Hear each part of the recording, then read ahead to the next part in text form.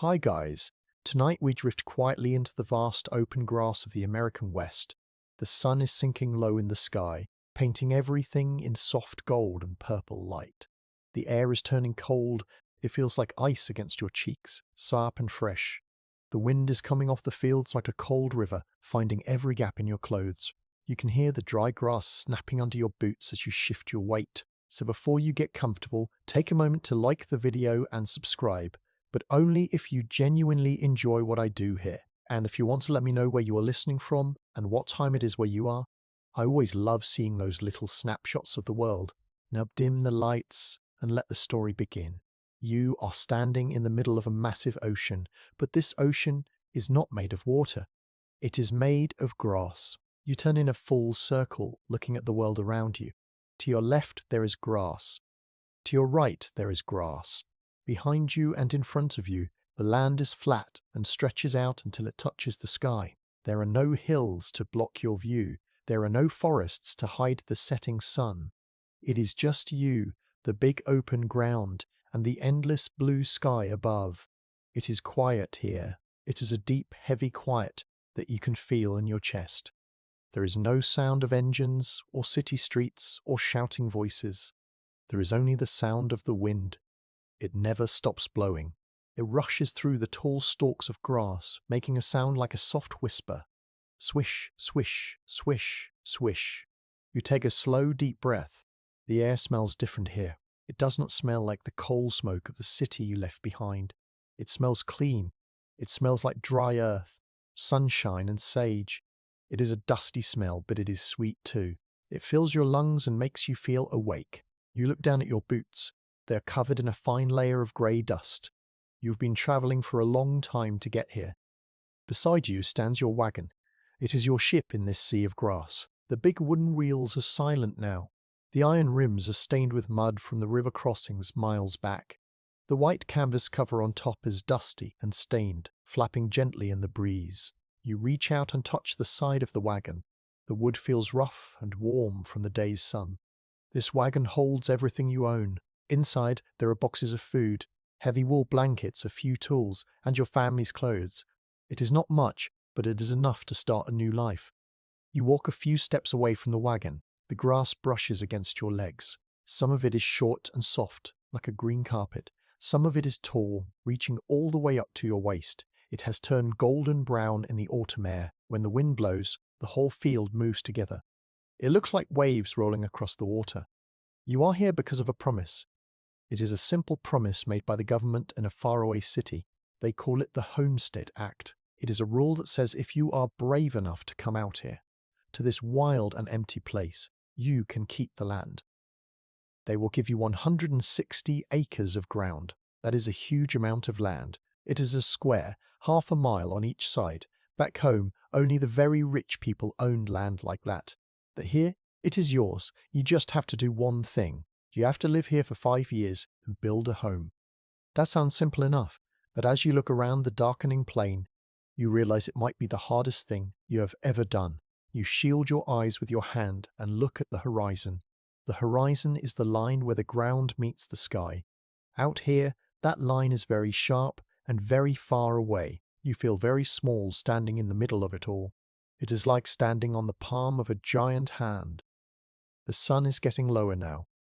The light is turning orange. Long shadows are stretching out from the wagon wheels. The temperature is dropping fast. In this high, dry country, the heat of the day disappears as soon as the sun goes down. You pull your coat tighter around your shoulders. The wool is scratchy against your neck, but it keeps the chill out. You need to set up camp for the night.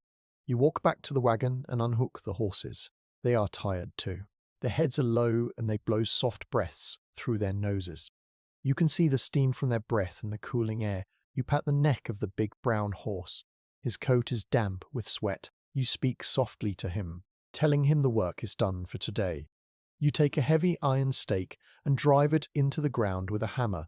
Clang, clang, clang. The sound rings out, loud and metallic, echoing across the empty miles.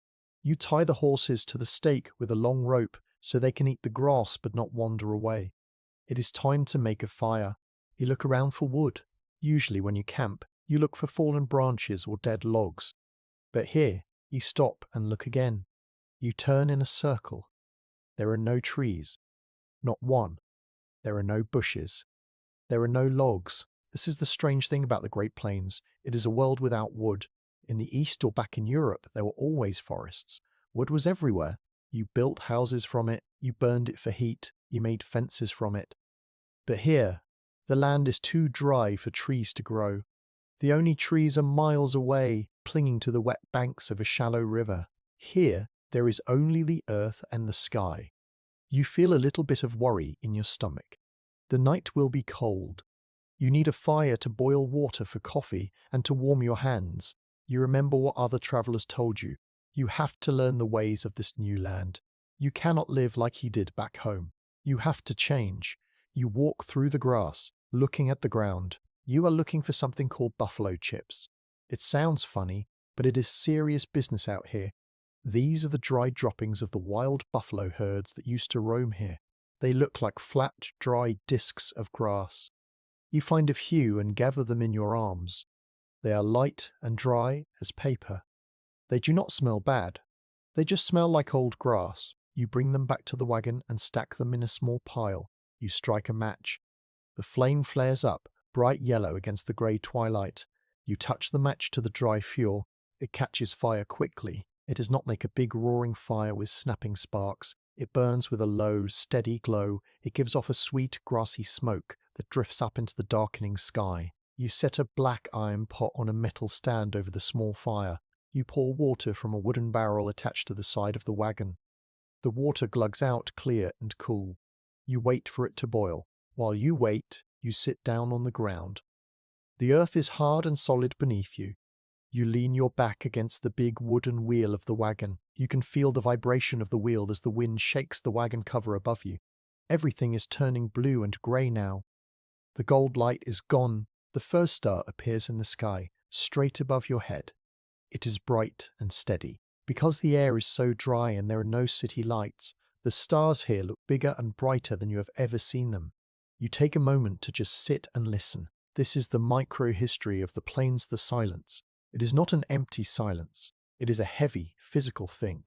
Without trees to rustle, without birds calling out, the silence feels huge. It presses against your ears. If you hold your breath, you can hear the blood pumping in your own veins. Thump, thump, thump. You feel very alone. But it is not a scary loneliness.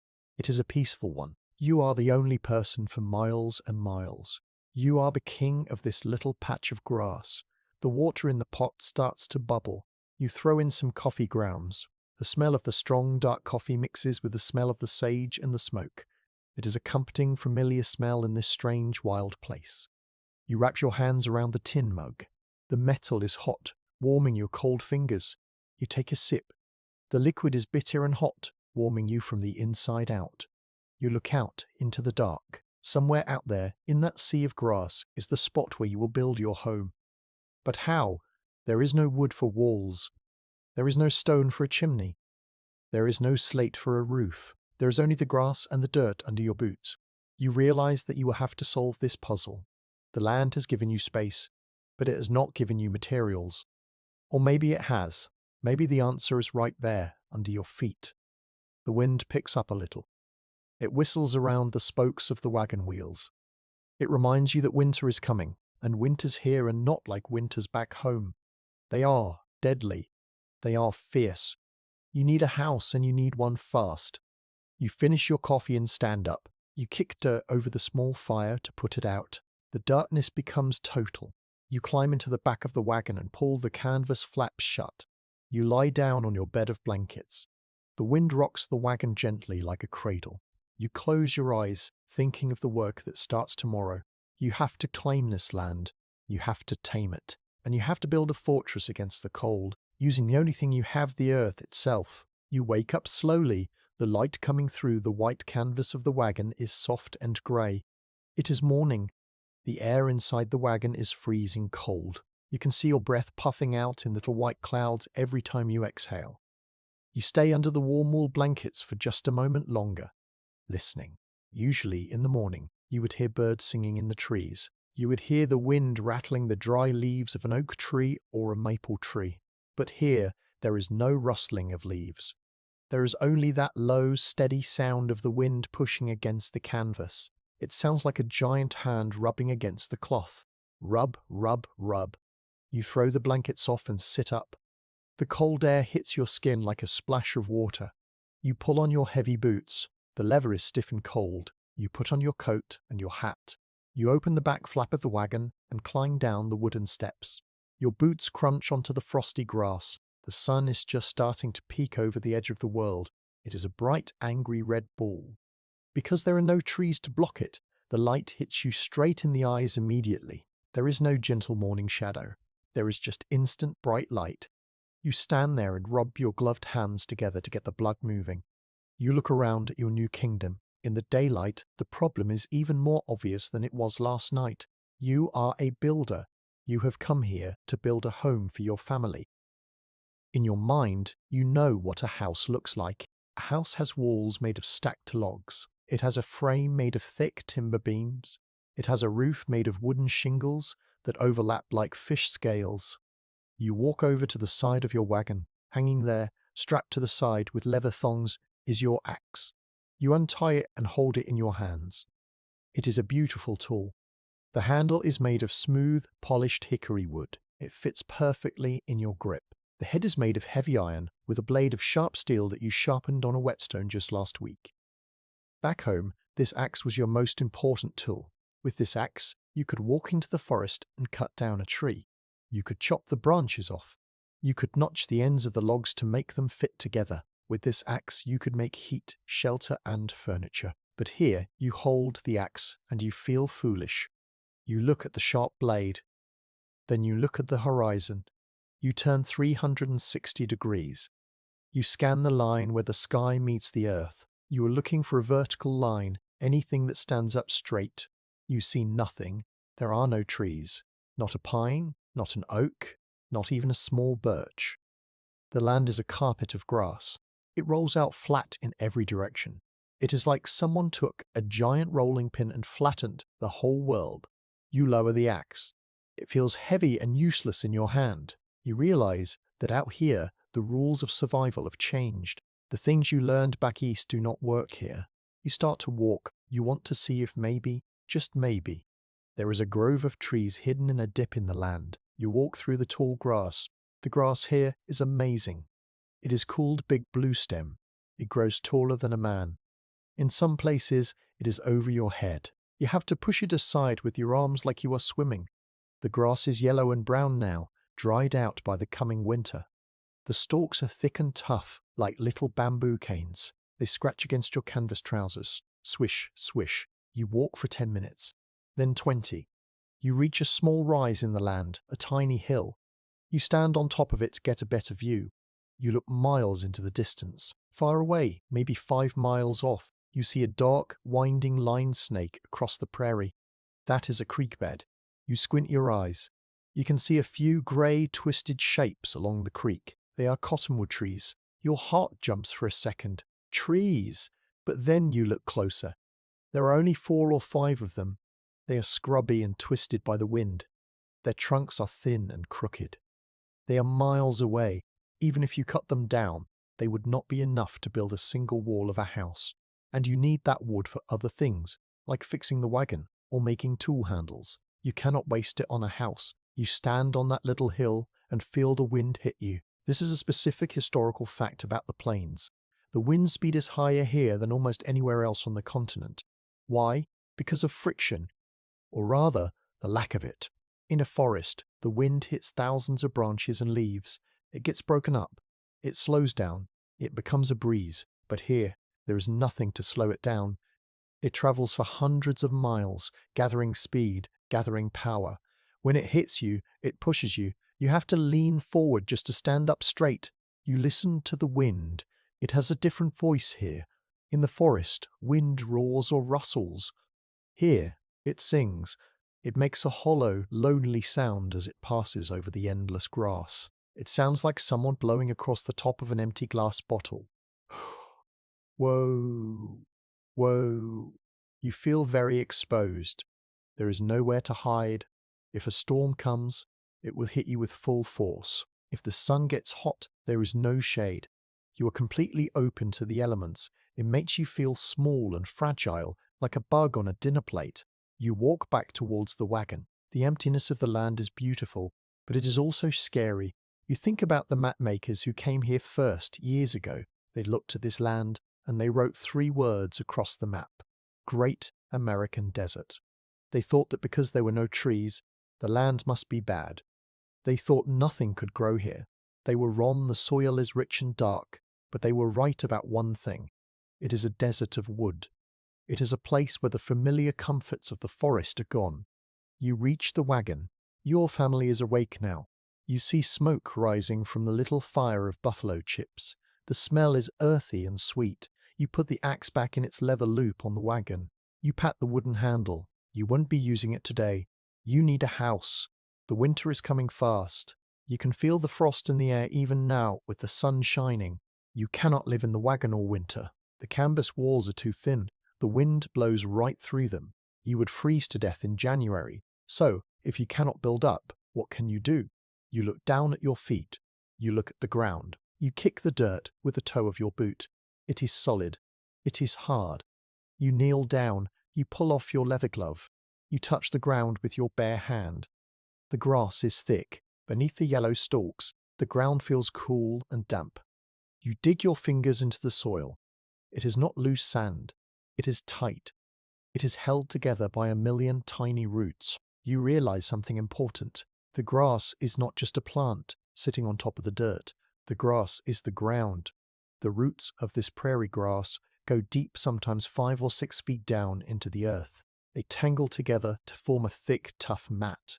It is like a heavy woolen rug spread over the whole world. You try to pull a clump of grass up with your hand. You pull hard. It does not move. It is anchored strong. It is tough. It is durable. A thought enters your mind. It is a strange thought. If you cannot find wood to build a wall, maybe you can use the ground itself. If the earth is this strong, maybe you can cut it. Maybe you can stack it. You stand up and brush the dirt off your knees. You look at the endless ocean of grass again. Before it looked like emptiness. It looked like a lack of materials, but now you see it differently. You are standing on your building material. The house is right there, under your boots. You just have to figure out how to dig it up. You walk over to the wagon to find the shovel. The sun is higher now, warming the back of your neck. The wind is still blowing, whistling through the wheel spokes. But you feel a little better. You have a plan. You are going to do something that seems impossible back home. You are going to build a house out of dirt. You leave the wagon behind you. You step away from the safety of your camp and walk out into the open sea of grass. You have your hands in your pockets. You are not carrying any tools right now. You are just walking. This is a very important walk. You're about to choose the exact spot where your house will stand. You are about to choose the place where you will sleep every night, where you will eat your meals, and where you will hide from the storms. If you pick a bad spot, the water might flood your floor when the snow melts.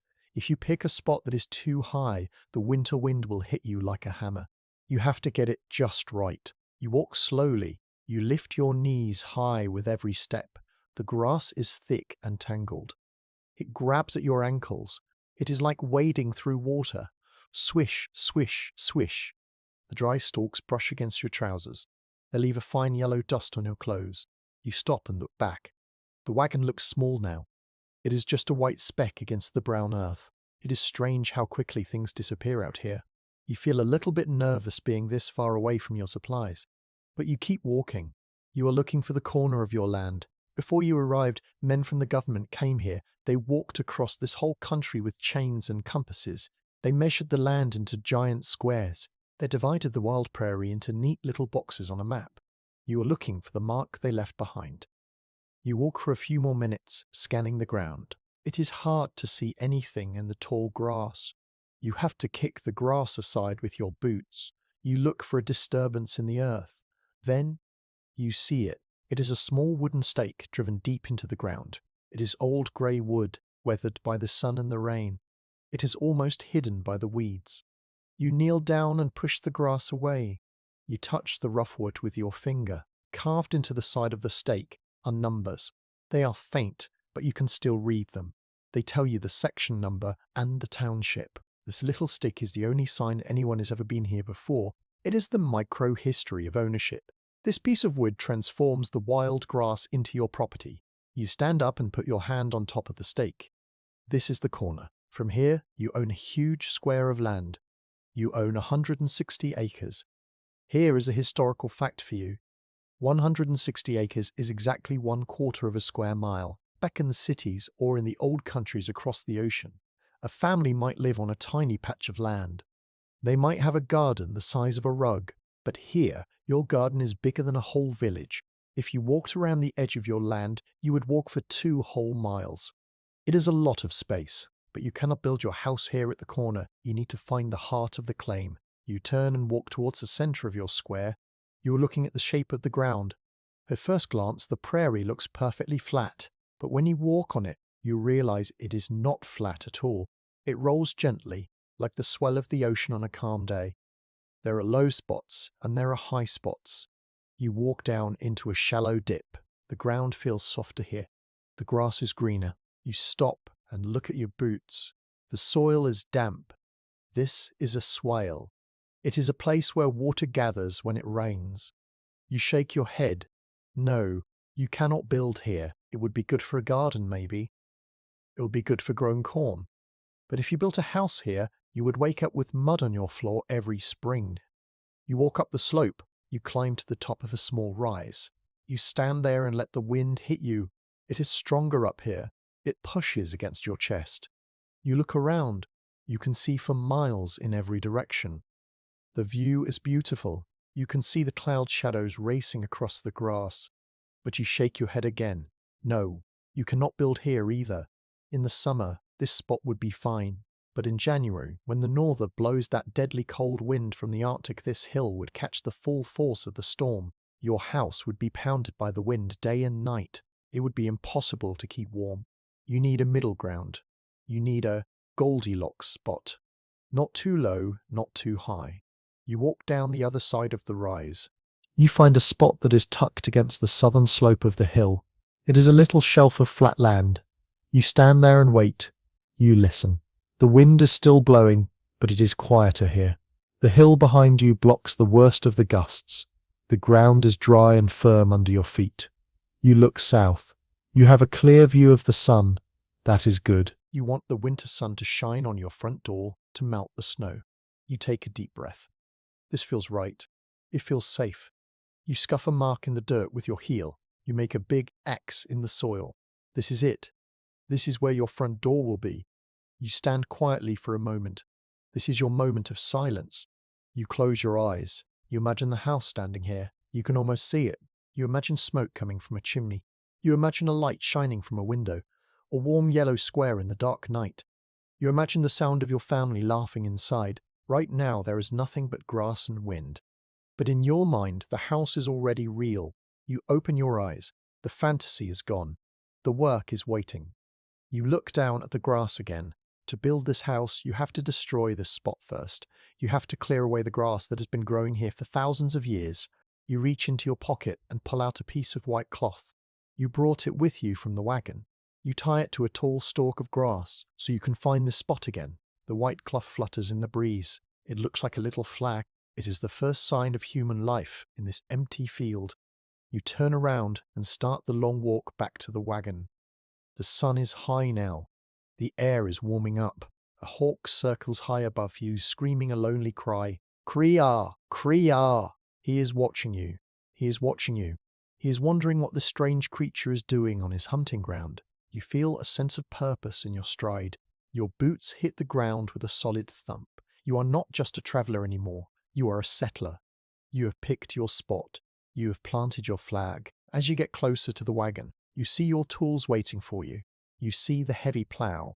You see the shovel. You see the spade. They are cold, hard iron. They look heavy. They look difficult. You know that the next few weeks will be the hardest physical work of your life. You're going to fight the earth. And you have to win, because winter is coming to judge your work. If you win, you survive. If you lose, the cold will find you. You reach the wagon and put your hand on the wheel. You look back at the little white flag fluttering in the distance. It looks very small and brave against the giant sky. All right, you whisper to the wind, let's get to work. You unhook the water barrel and take a long drink. The water is cool and tastes of wood. You wipe your mouth with your sleeve. You roll up your sleeves, exposing your forearms to the sun. It is time to harness the horses. It is time to break the ground. You walk back to the horses, but you do not hitch them up to the plough just yet. There is one more thing you need to do. You need to understand the ground. You need to understand the material you are about to build with. You see, back home, if you wanted to build a house, you would go to a timber yard. You would pick up a plank of pine wood. You would feel the weight of it. You would look at the grain to see if it was straight. You would smell the resin to see if the wood was fresh. You knew your materials. Here, your material is under your feet. It is just dirt and grass. Or at least, that is what it looks like from standing up. But you need to look closer. You walk back to your chosen spot where the little white cloth is fluttering in the wind. You carry a spade in your hand. The spade is a simple tool. It has a wooden handle and a flat metal blade. It is used for digging holes.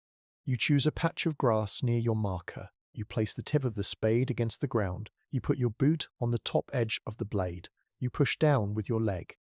Usually when you dig in a garden, the spade slides right in. The dirt is soft. It crumbles. But here, the spade stops.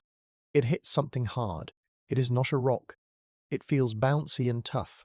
It feels like you are trying to cut through a thick wool carpet with a butter knife. You have to stand with your full weight on the spade. You wiggle the handle back and forth. You hear a sound: rip, tear, snap. It is the sound of thousands of tiny strings breaking. Finally, the blade sinks in. You cut a square shape, about the size of a dinner plate. You lever the handle back. The ground groans. It sucks at the spade, trying to hold on. With a heavy grunt, you pry the chunk of earth loose. You lift it up and hold it in your hands. It is heavy. It is much heavier than you expected. It feels dense and solid. You sit down on the grass and rest the chunk on your knees to study it. This is not just a lump of mud. This is sod. You brush the loose dirt away from the sides of the block. You look at the edges. This is where you see the secret of the prairie. The soil itself is dark, almost black. It is rich and smells strong. It smells like wet leaves and deep earth, but the soil is not what holds it together. The secret is the roots. You look closely. The top of the block is covered in the yellow, dry stalks of the grass, but underneath, the soil is packed with a tangled mess of roots. They are everywhere. They are white and thin, like fine threads or spiderwebs. There are millions of them. They are woven together so tightly that you cannot see a way through them. You try to break the clod of earth in half with your hands. You pull. Your knuckles turn white. You strain your muscles. The block does not break. It bends a little, but the roots hold it tight. It is incredibly strong. Here is a historical fact for you. The grass on these plains has been growing here for thousands of years. It has learned how to survive. The summers here are hot and dry. The wind tries to blow the soil away. The buffalo herds trample the ground with their heavy hooves. To survive this, the grass went underground. For every inch of grass you see above the ground, there are 5 or 6 inches of roots below the ground. Some of these roots go down 10 feet deep, searching for water. They lock the soil in place. They act like a net. You run your finger over the side of the sod block. The roots feel like wires. They are tough and woody. This is nature's version of concrete. Back in the cities, men use cement and metal bars to make strong walls. Here, nature uses dirt and grass roots. This is why the early explorers called this ground the sod. It is a specific word. It means the top layer of earth that is bound together by grass. You realize that this is perfect for building. If you just stacked piles of loose dirt, the rain would wash it away in a week. Your house would turn into a mud puddle. But these blocks are different. The roots will hold the walls together. They will stop the rain from washing the dirt away. They will stop the wind from blowing the wall down. You pick up a small loose piece of root that is hanging from the block. You pull on it. It snaps with a sharp sound. You look at the intricate pattern it makes in the dirt. It looks like lace. It is a microhistory of the plants that lived and died here before you were born, layer upon layer of life packed down into this heavy black brick. You set the block back down on the ground. You wipe your hands on your trousers. They are stained dark with the soil. The dirt gets under your fingernails. It settles into the lines of your palms. You are literally getting a feel for the land. The wind blows past your ears. Whoosh! It ruffles the grass around you. You look out at the miles of waving stalks. Before, you just saw grass. Now, you see a giant warehouse of building supplies. Every step you take, you're walking on the roof of your future house. You're walking on your future walls. It is a comforting thought. You do not need to buy anything. You do not need to wait for a train to bring you bricks. You have everything you need, right here. But there is a catch. You look at the spade again. It took all your weight to cut just one small piece. You look at your hands. They are already tired just from lifting that one block to build a house. You will need thousands of these blocks. You will need tons of earth. You cannot do it with a spade. It would take you years. Your back would break before you finished the first wall. You need something stronger. You need power. You look back at the horses. They are standing patiently by the wagon. They are big, strong animals. Their muscles ripple under their skin as they stomp their feet to shake off flies. They have the power, but you also need the right tool. You cannot just use a normal plow. A normal plow is made for soft garden soil. If you tried to use a normal plow here, the roots would snap the blade in two. The prairie is too tough. It fights back. You need a special tool. It is called a breaking plow. You stand up. You feel a new respect for the ground. It is not just empty space. It is a fortress. The grass has built a shield over the earth to protect it. And now you have to break that shield. You walk back towards the wagon. The sun is getting higher. The air is losing its morning chill. It is turning into a warm, pleasant autumn day. But you know that the warmth is a trick. The cold is waiting. You approach the wagon and look at the heavy iron machine sitting in the grass. It looks like a giant metal core. This is your weapon. This is the key to unlocking the earth. You take a drink of water from the barrel. You splash some on your face to wash off the dust. You stroke the nose of the brown horse. He nudges you, looking for an apple or a treat. "Not now, boy," you whisper. "We have work to do."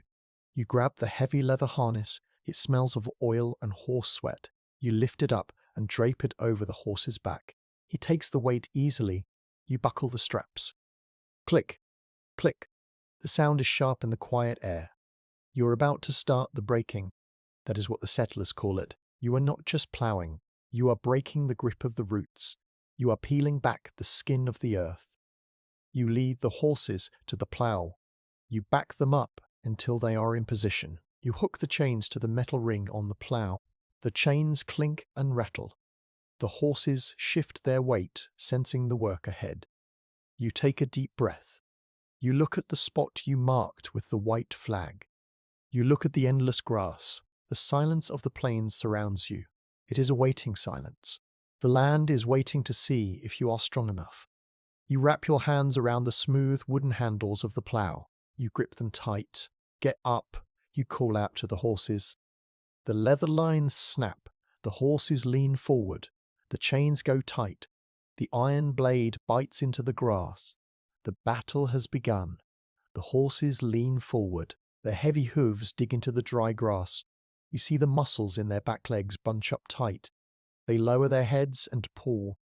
The leather straps creak and groan under the strain. For a second, nothing moves. The earth holds on tight. It does not want to let go. Then, with a sudden lurch, the plough moves. You are holding the two wooden handles at the back. As the plough jumps forward, the handles jerk in your hands. You have to squeeze them hard to keep control. The vibration runs straight up your arms and rattles your teeth. It feels like you are holding onto a living thing that is trying to escape. The metal tip of the plough dives into the ground. It is not quiet. This is the first thing you notice. Breaking the prairie is a noisy job. As the blade slices through that thick mat of ancient roots, it makes a loud popping sound. Snap, snap, crack. It sounds like someone is tearing a very thick, heavy piece of canvas cloth right next to your ear. Rimmy! It is a sharp tearing noise. Here is a historical fact about this sound. The pioneers often wrote about it in their diaries. They said that when a breaking plough was working, It sounded like a volley of small pistol shots going off. The roots of the big bruise-stem grass are so tough and tight that they explode when they are cut. It is the sound of the wild land being tamed, one root at a time. You have to walk fast to keep up with the horses. The ground is uneven, and you stumble a little in the tall grass. But you keep your grip on the handles. You have to keep the plow straight. If you let it tip to the left or the right, the blade will jump out of the ground, and you will have to stop and start all over again. You look down at the blade working. It is a fascinating piece of machinery. It is not just a simple knife. This plow is designed specially for this job. It has a special part called a coulter. This is your microhistory detail for this section. The coulter is a vertical blade. It looks like a shark's fin made of iron. It sticks down in front of the main plowshare. Its job is to slice the roots vertically before the plow tries to turn the dirt over. Without the coulter, the roots would just wrap around the blade and get stuck. It is the sharp leading edge that opens the door. You watch the coulter slicing through the grass. It cuts a neat straight line. Behind it, the curved steel of the moldboard slides under the dirt. It lifts the earth up. It turns it over sideways. It is like magic. One moment, you are looking at dry yellow grass. The next moment, a ribbon of dark black soil rolls over. It lands upside down. The grass is buried, and the roots are exposed to the sun for the first time in centuries. The soil is beautiful. It is jet black and shiny.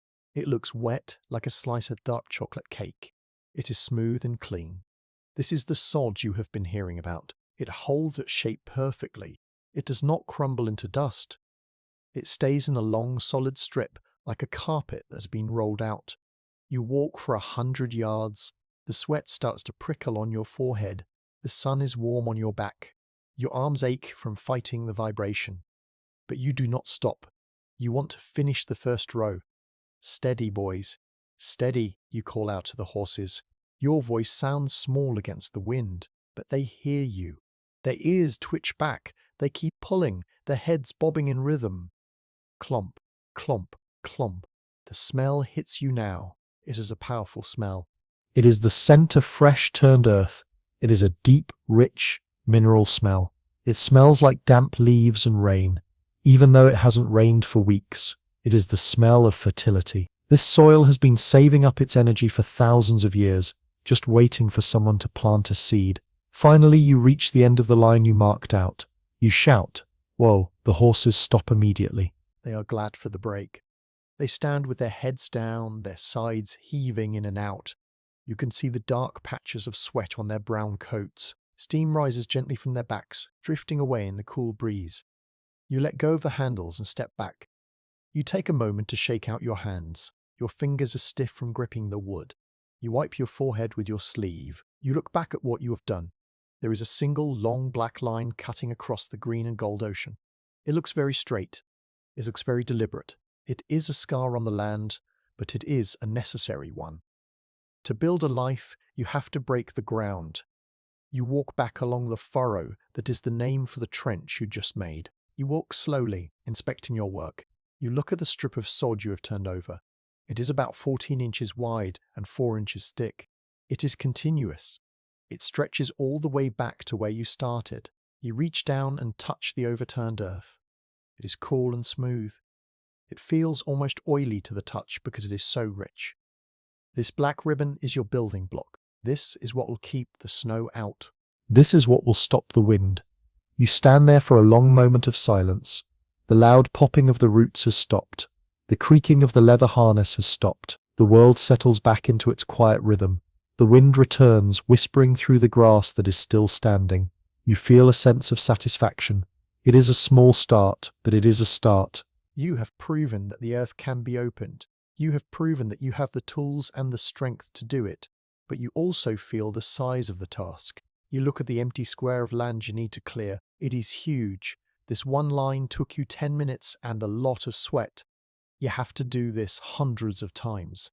You have to peel the entire surface of your house site, and then you have to cut it, and then you have to lift it. You look up at the sky. The sun has moved a little to the west. Time is ticking. The winter does not care that your arms are tired. The winter is coming anyway. You walk back to the horses. You pat their necks, murmuring soft words of thanks. They nudge you with their velvet noses. They are ready to go again.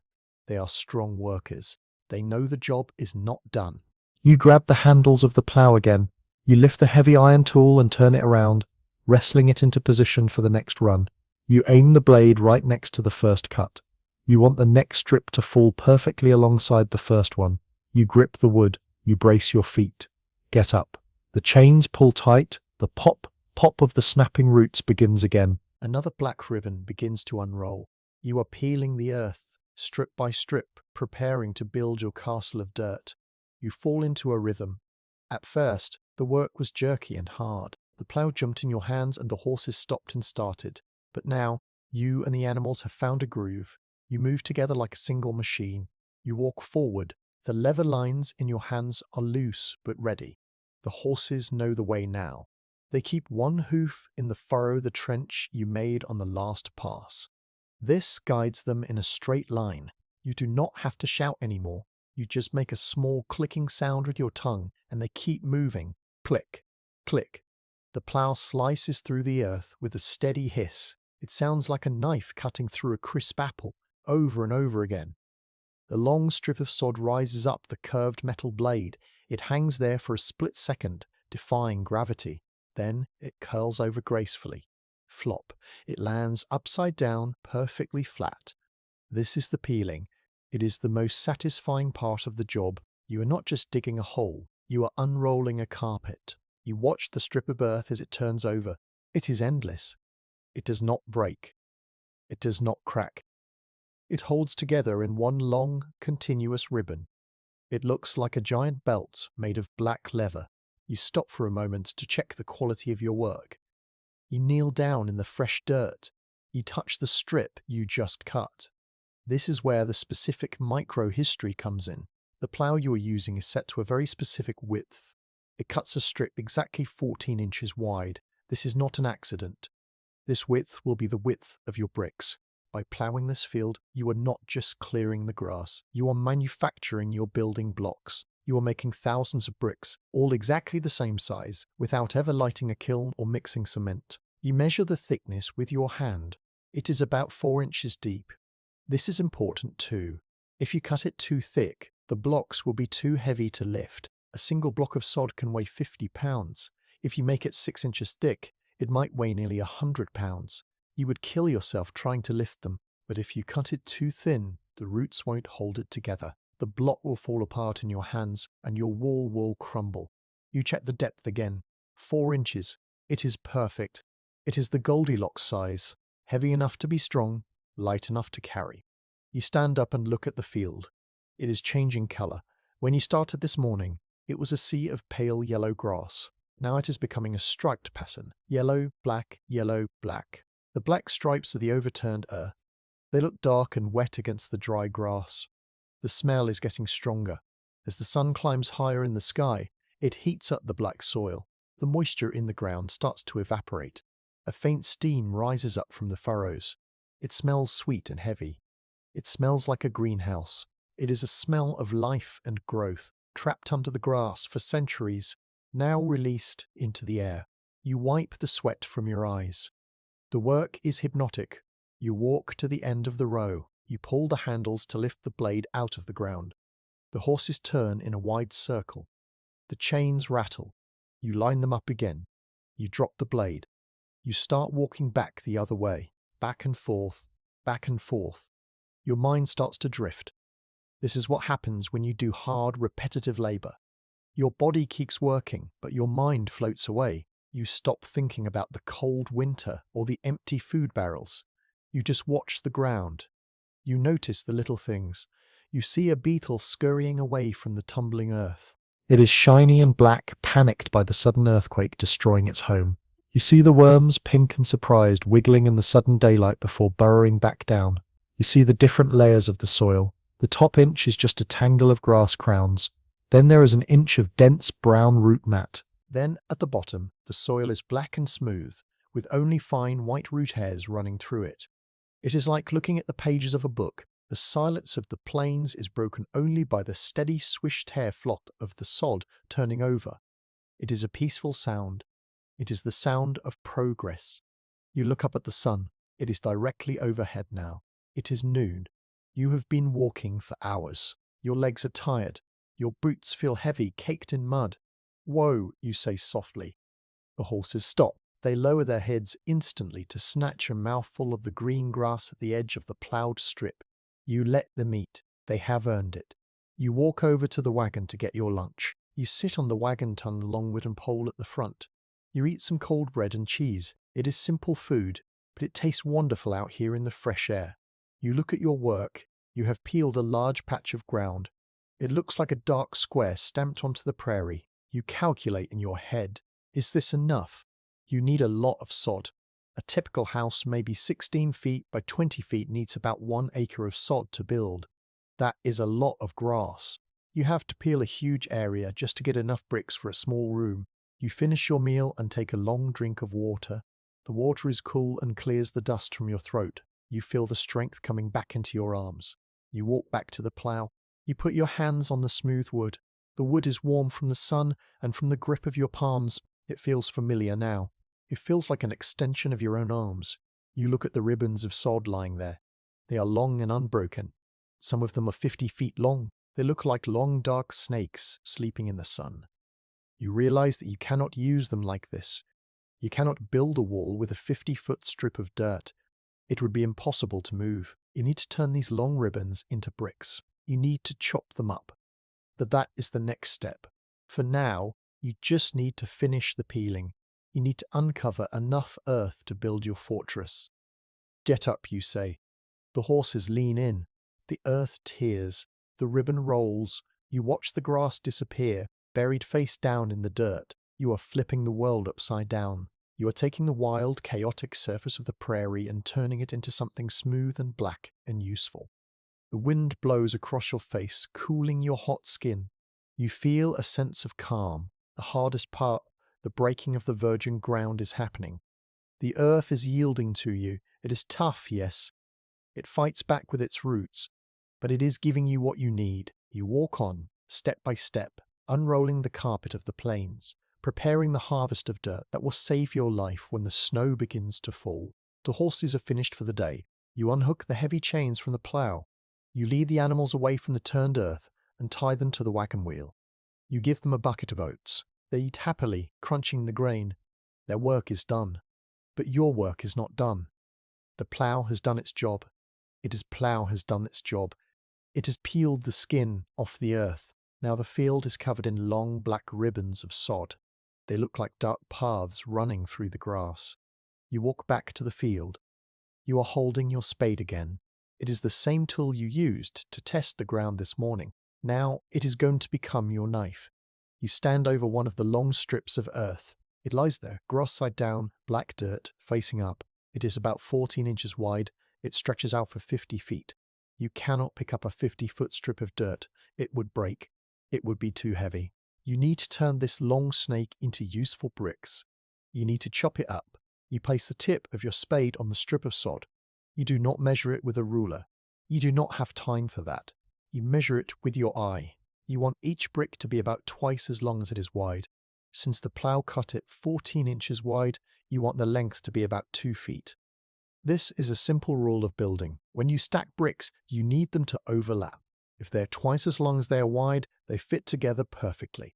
You learn this just by looking at brick walls back in the city. Now you are using that same rule with dirt. You find the spot. You step onto the spade with your heavy boot. You push down. Crunch. The blade slices through the thick roots. It is easier now than it was this morning. The sod is already cut underneath, so you only have to cut through the thickness of the strip. You rock the handle back and forth just a little bit to make sure the cut is clean. Then you pull the spade out. You take a step forward. You look at the next spot. You judge the distance. You step on the spade. Crunch. You have made your first brick. It sits there on the ground, a perfect rectangle of black earth. It looks solid. It looks like something you could build with. You get into a rhythm. Step, push, rock, lift. Step, push, rock, lift. Step, push, rock, lift. It is quiet work. There is no loud popping of roots now. There is no jingling of horse chains. There is just the soft sound of the metal blade slicing into the damp soil. Shh, clump, shh, plump, shh, plump. You work your way down the line. You are turning the long ribbon into a row of separate blocks. It looks like you are cutting a giant pan of brownies. Here is a specific micro-history detail about this job. You have to keep your spade very sharp. The roots of the prairie grass are tough. They are full of silica, which is like tiny bits of glass.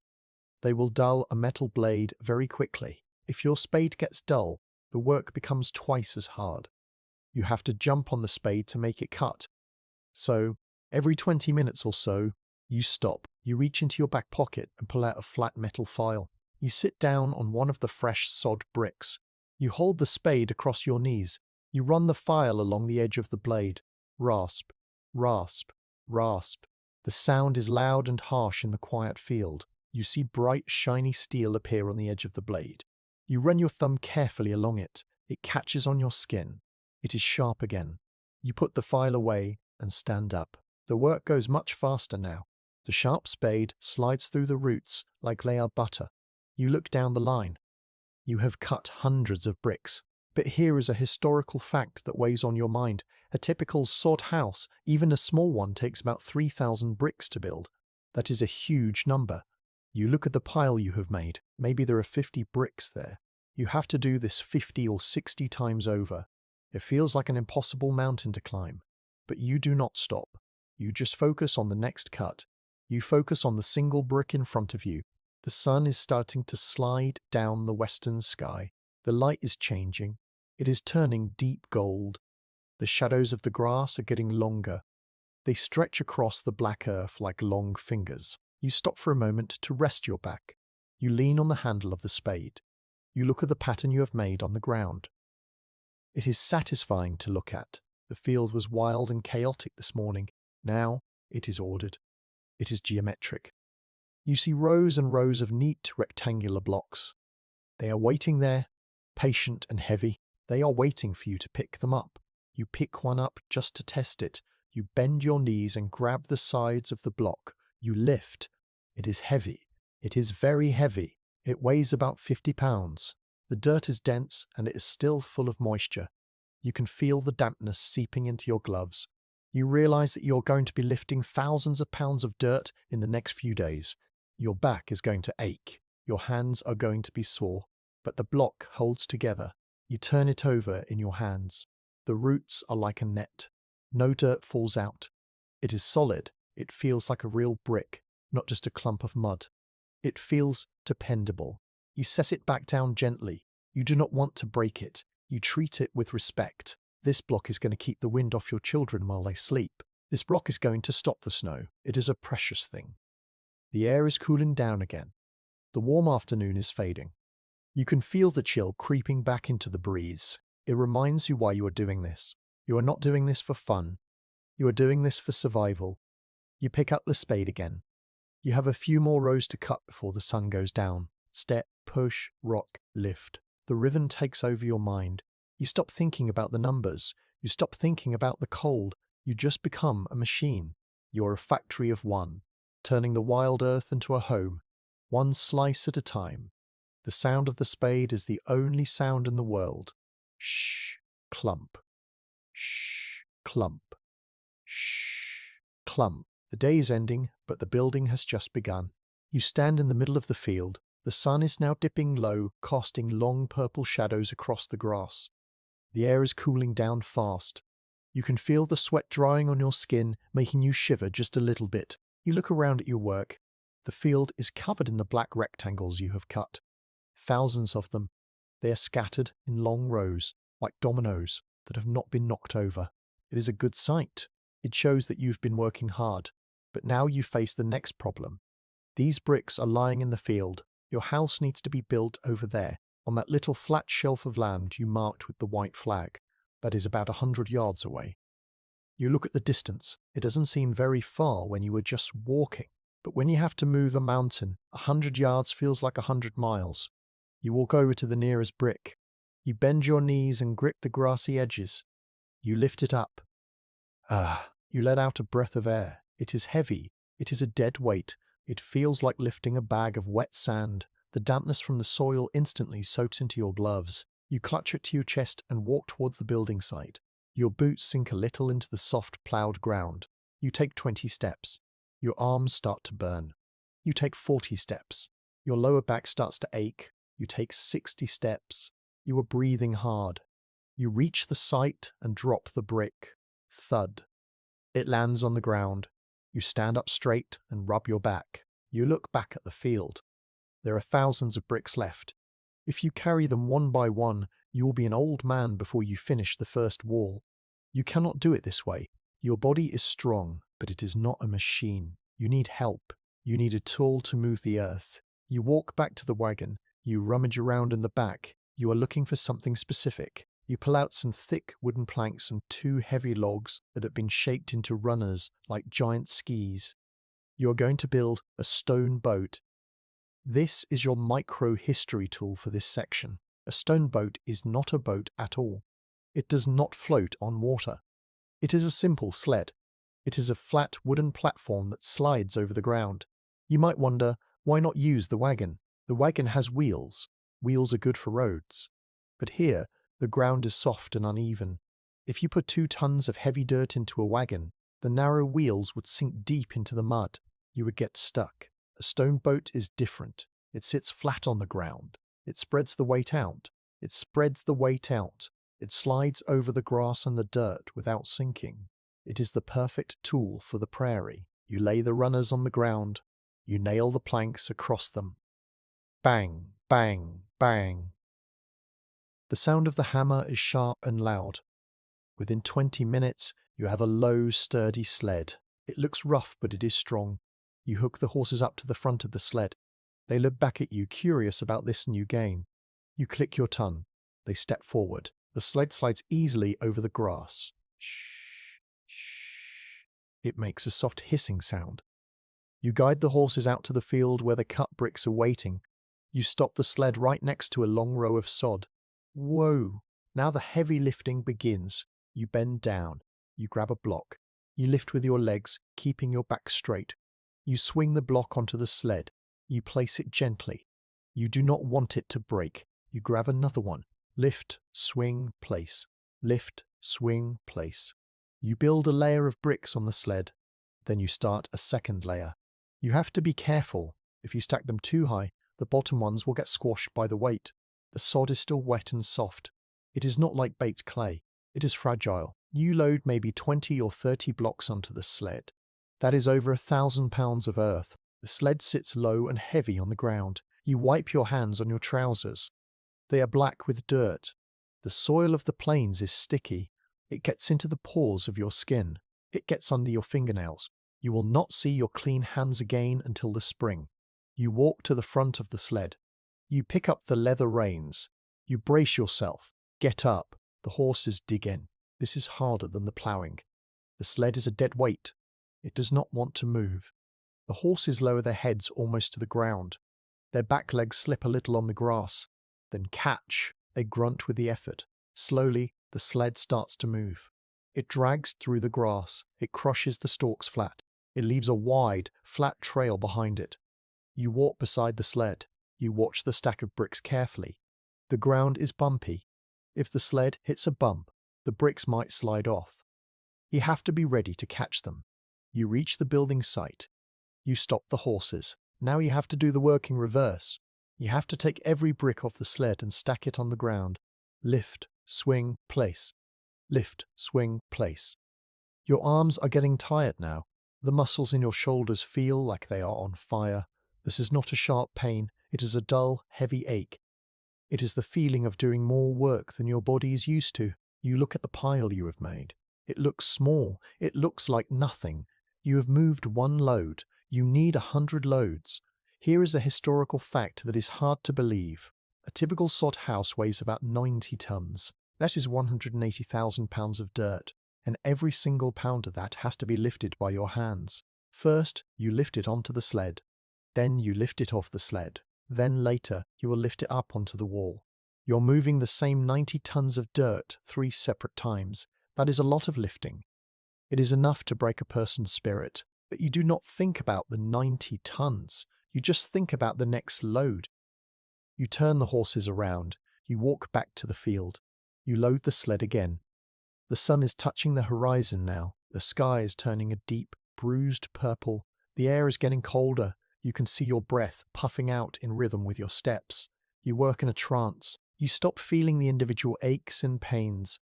Your body just moves. You become part of the rhythm of the work. Load, drive, unload, return. Load, drive, unload, return. Load, drive, unload, return. You stop for a moment in the middle of a trip. The horses stop too. You stand there in the twilight. This is your moment of silence. The wind has died down for the evening. The world is incredibly still. You can hear the heavy breathing of the horses. Hmm, hmm, hmm, hmm. You can hear the blood rushing in your ears. You look up. The first stars are coming out. They are faint and white. You look around at the empty land. It feels very big and very indifferent. The land does not care if you build a house or not. The land does not care if you freeze. It is just there. This feeling makes you want to work harder. You want to make a mark. You want to prove that you can survive here. You pat the neck of the horse nearest to you. His coat is wet and warm. He leans his head against your shoulder. He is tired too. You feel a connection with him. You are partners in this struggle. You rely on his strength, and he relies on you for guidance. Come on, old boy, you whisper. A few more loads. You click your tongue. The sled moves again. By the time it is fully dark, you have a large pile of sod blocks waiting at the building site. They are stacked in neat rows, waiting for the morning. They look like dark loaves of bread. You are exhausted. Your hands are stiff and curled into the shape of the sod blocks.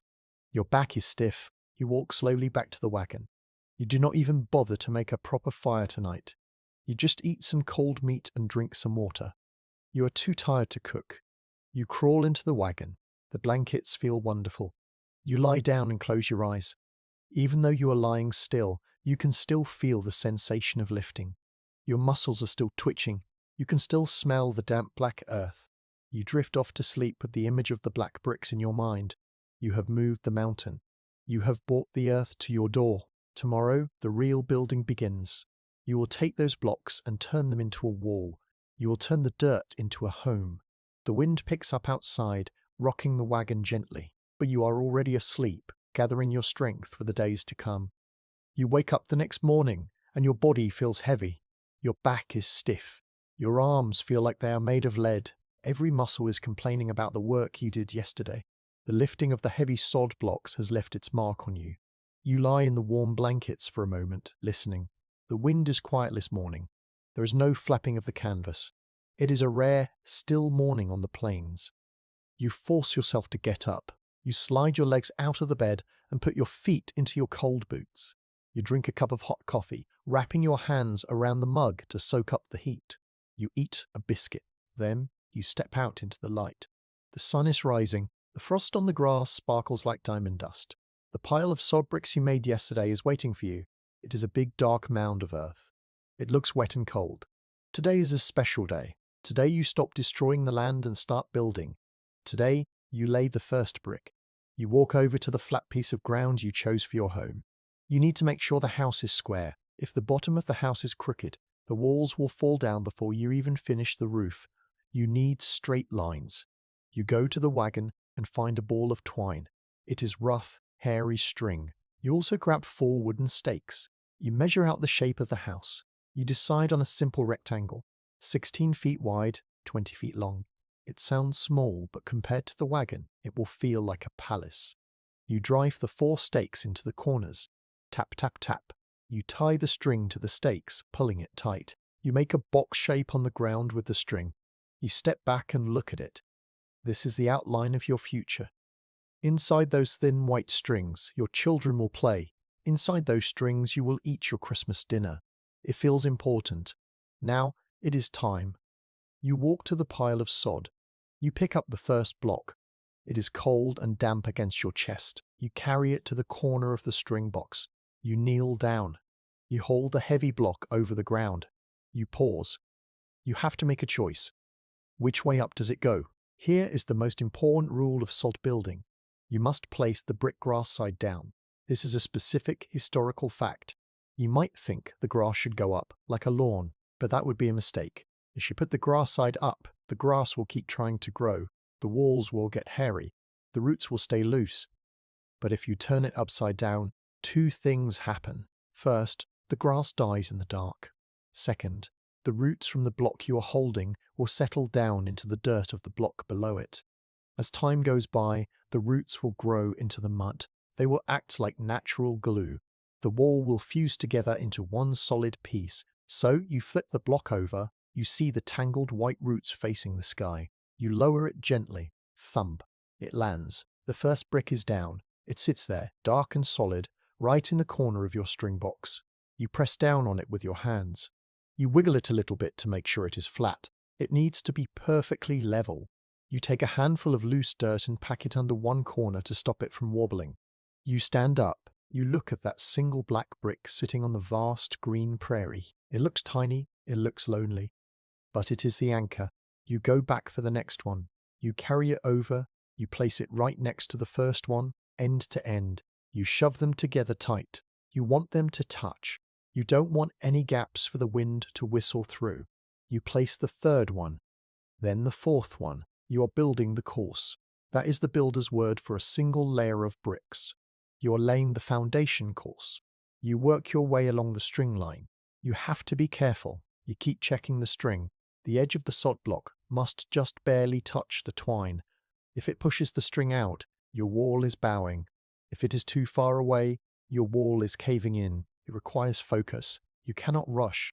The silence of the morning helps you. There are no distractions. There is just you, the string, and the dirt. You can hear the soft squish sound as each heavy block settles into place. You can hear your own breathing. You reach the second corner. You place a block carefully to make a sharp 90-degree turn. You start working down the long side of the rectangle.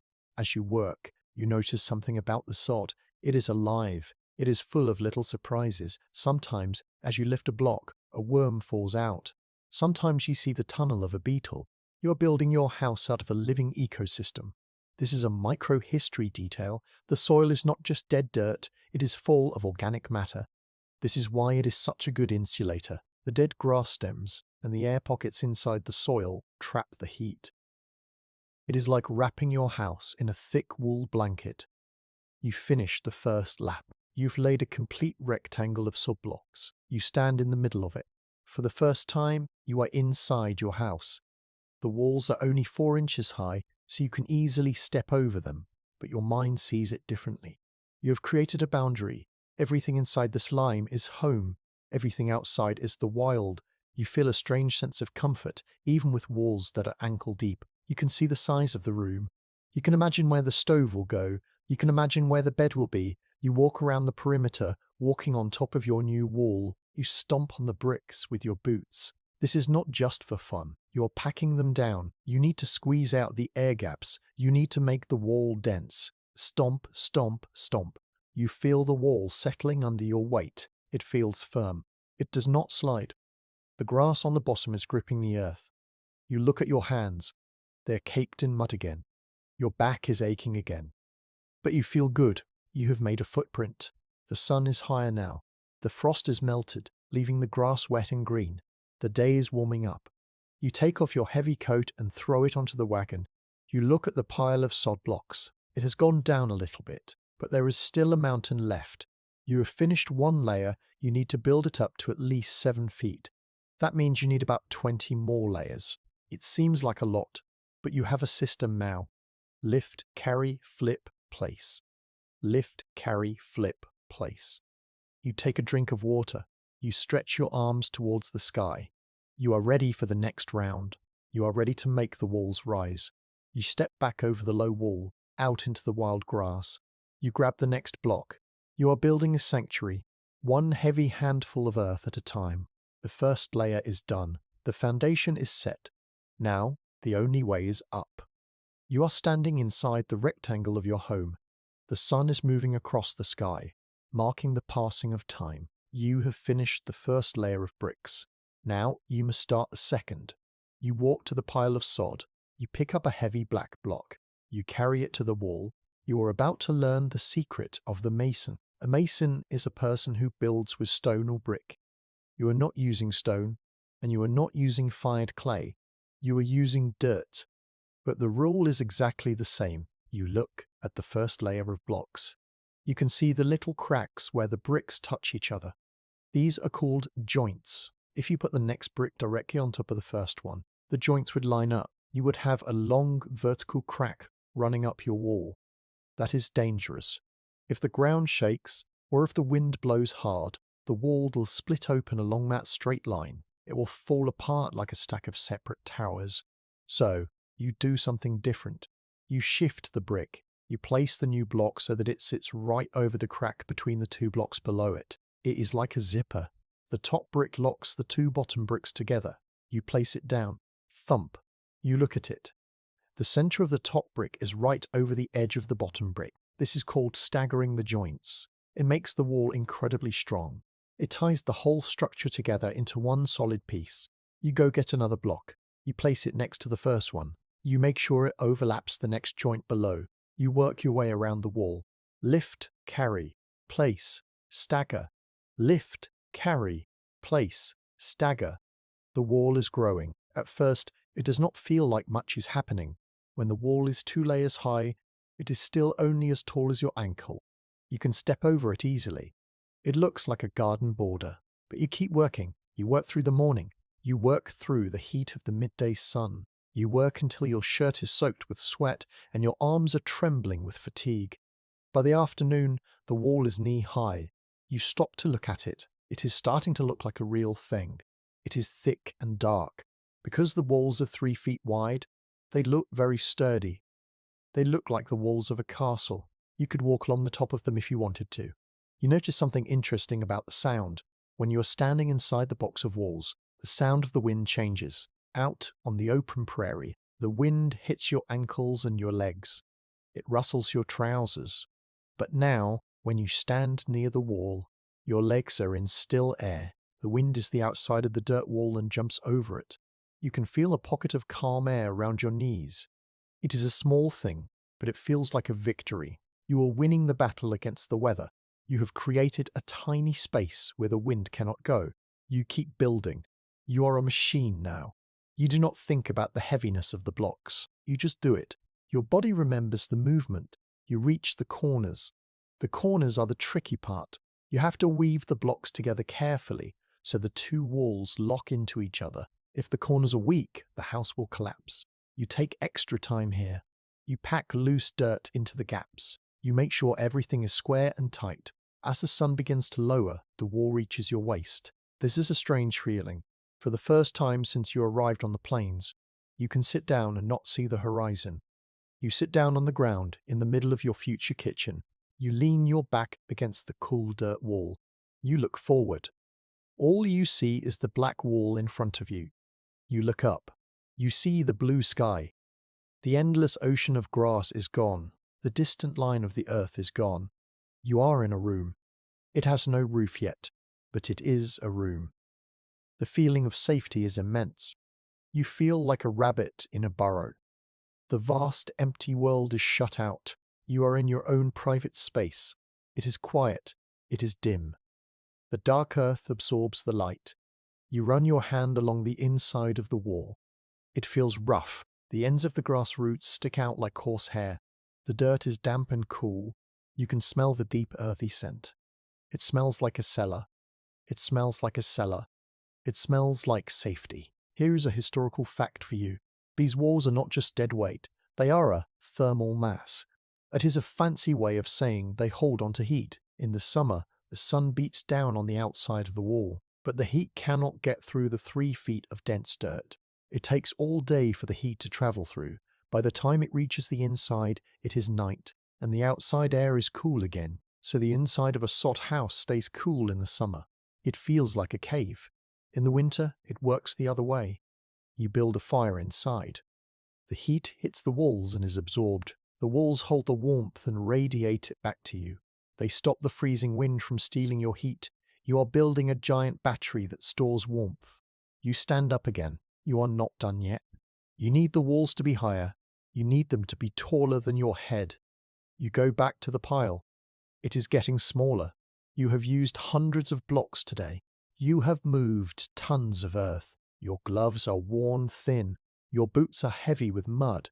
You lift another block. You are tired, but you are happy. You place the block on the wall. The wall is now chest high. When you stand inside, you have to look over the wall to see your wagon. You have to look over the wall to see the sunset. The house is rising from the ground. It looks organic. It does not look like a wooden box that has been dropped on the grass. It looks like the earth itself is swelling up to protect you. It is the same color as the ground. It has the same texture as the ground. It belongs here. You pause for a moment of silence. The sun is touching the edge of the world. The sky is turning pink and orange. The light hits the top of your wall, making the dry grass stalks glow like gold threads.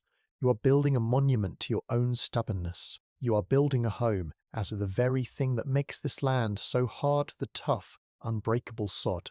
You are turning the enemy into your shield. You place one last brick for the day. You pat it down firmly. Grow tall, you whisper to the wall. Keep us safe.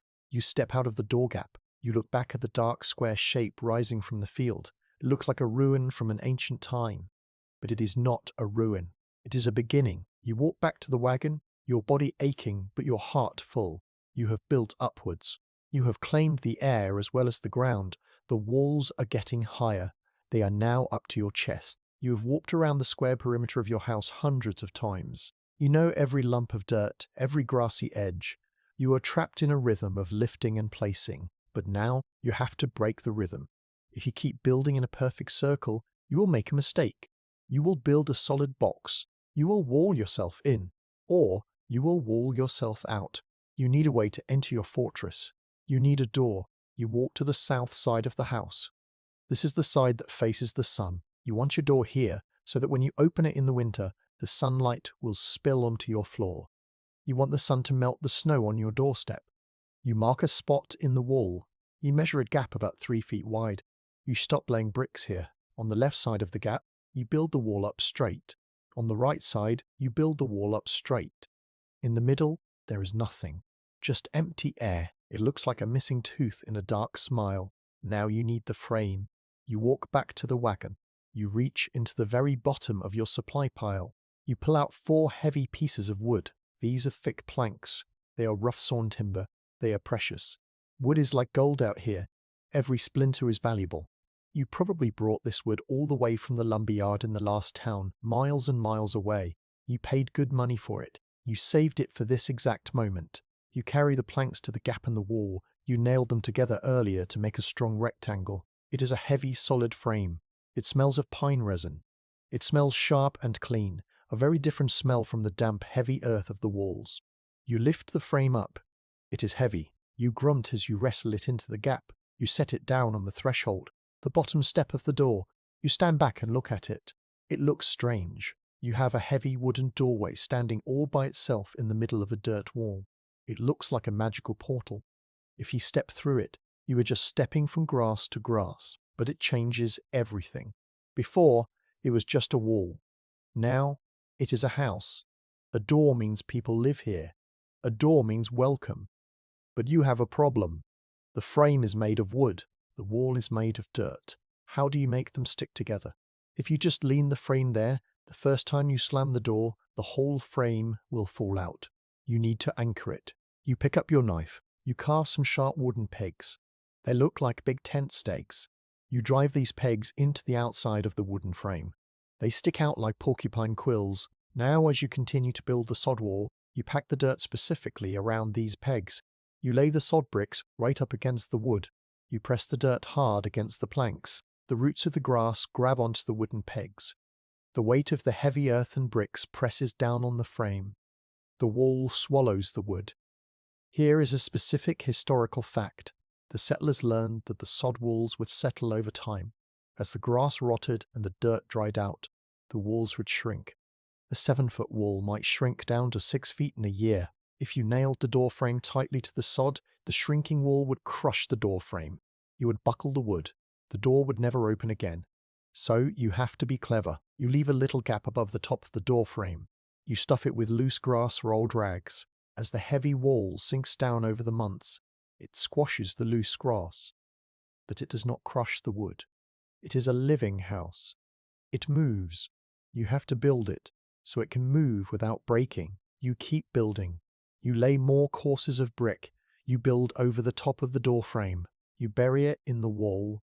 Now the frame is locked in tight. It is not going anywhere. You stand in the doorway. You run your hand over the smooth wood of the frame. It feels warm. Because your walls are 3 feet thick and the door frame is only 6 inches thick, you have created a deep tunnel. The door will sit deep inside the wall. This is a micro-history detail of sod houses, the deep sill. On the inside of the house, the deep window and door sills become shelves.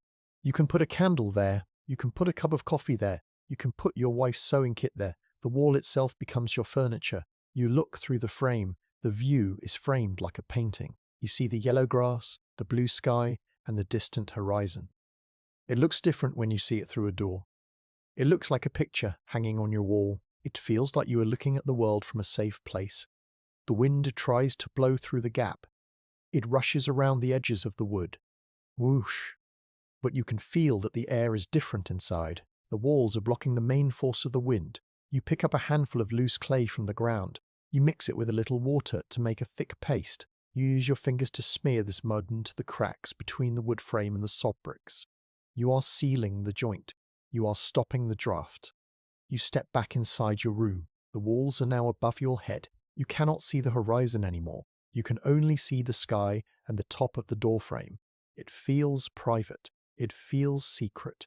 You sit down in the doorway, your back against the wooden frame. You look out at the evening light. You watch the sun go down. Usually, you would watch the sunset from the wagon, exposed to the cold air. But tonight, you are sitting in your own doorway. You are sitting on your own threshold. The feeling of ownership is strong. This is not just land anymore. This is an address. The wood of the frame creaks a little as the temperature drops. The dirt walls are silent. They are the strong, silent protectors. The wood is the gateway. You think about the door you will hang here later. It will be a heavy door, made of 2 layers of planks. You will hang it on strong iron hinges. You will put a heavy bar across the inside. When that door is shut, the world will disappear. The storms, the wolves, the cold, they will all be locked out. But for now, the gap is open. The cool evening air flows in. It brings the smell of the sagebrush. You stand up and brush the dust off your trousers. You check the frame one last time. You shake it. It is solid. It does not move. The earth has gripped it tight. You have made an entrance. You have created the passage between the wild outside and the warm inside. You step through the gap, walking out into the night to go to your wagon. You turn back and look at the dark square of the house.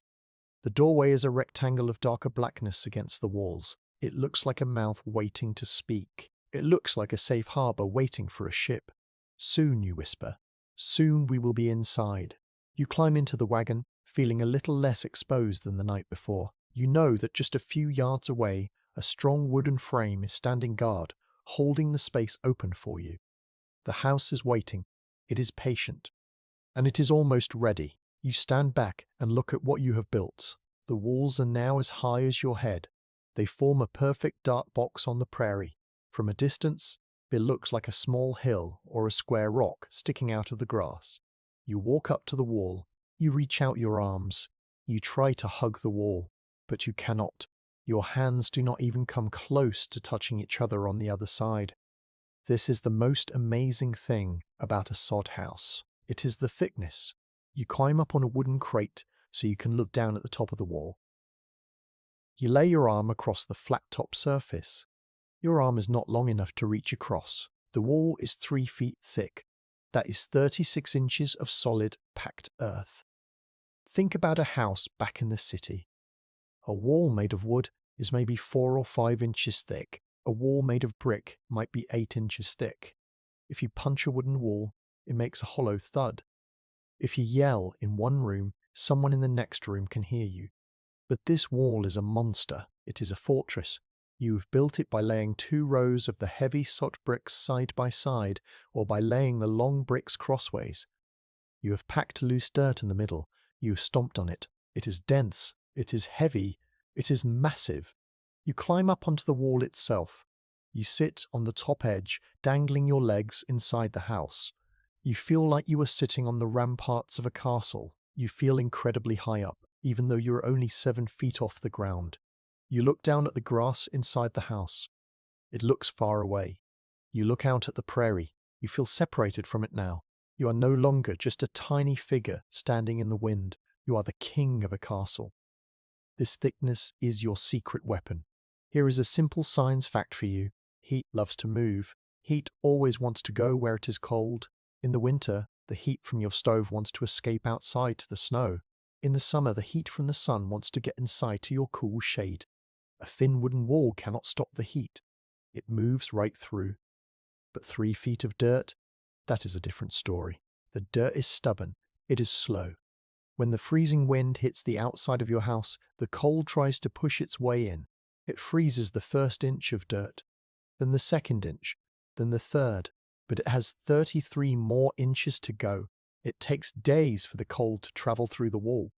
By the time the cold gets halfway through, the sun has come up or the weather has changed. The inside of your wall stays warm. It stays stable. You pat the top of the wall with your hand. It feels cool and damp. It feels like a living creature. This thickness also does something else. It creates silence. You slide down from the wall and stand inside the room again. You close your eyes. Outside, the wind is blowing hard. You can see the grass tops whipping back and forth above the wall. But down here, inside the box, it is dead quiet.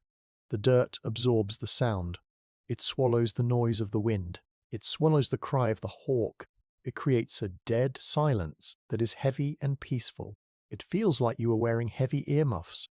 This is your micro-history detail, the storm silence. Settlers often wrote about this in their journals. They said that during a blizzard, the wind would be screaming outside like a banshee, but inside the soddy, they could hear the cat purring in the corner. They could hear the clock ticking. The walls cut the world in half. There was the loud, dangerous world outside, and the quiet, safe world inside. You lean your shoulder against the wall. It feels solid as a rock. It does not vibrate. If you hit it with your fist, it does not shake. It just absorbs the blow. You feel a sense of relief. You have been worried about the winter. You have been worried about your family freezing in the thin canvas wagon. But now, you look at these 3-foot walls, and you know they will be okay. You have wrapped your family in a blanket of earth. You walk to the corner of the room. You look at how the thick walls meet. It creates a deep, dark corner. It is a place where shadows will hide. It is a cozy place. You realize that this house is not just a shelter. It is a cave. Humans have lived in caves for thousands of years. It is in your blood to feel safe in a place like this. The thick walls trigger an old memory in your brain. They tell you that you are protected. They tell you that the bear and the wolf cannot get in. The sun is directly overhead now. It shines down into your roofless house. It lights up the green grass on the floor. It is like a secret garden, but you cannot leave it roofless. The walls are strong, but the sky is open. If it rains now, your floor will turn to mud. If it snows, your room will fill up with white drifts. You look up at the blue square of sky. You need to close that lid. You need to put a hat on this house. But you have a problem. To span a roof across this wide room, you need long, strong beams. And remember, there are no trees. You think about the precious pile of wood you have in the wagon. You have just enough. You have been saving the best for last. You run your hand along the top of the thick wall one last time. You smooth out a lump of dirt. You are preparing the surface. You are getting ready to lay the crown on your castle. You take a deep breath of the still air inside your room. It smells of soil and hope. You are ready for the roof. You stand in the center of your house, looking up. The walls are finished. They are thick, dark, and solid. But above you, there is only the open sky. If it rains now, your house will turn into a swimming pool. You need a roof. This is the most dangerous part of the build. Not dangerous because you might fall, but dangerous because you have to use your most precious treasure. You have to use your wood. You walk to the wagon. Tied underneath the chassis, where they have been safe from the sun and the rain, are your poles. You untie the ropes. Thump, thump. The logs roll onto the grass. These are not sawed planks from a lumber yard.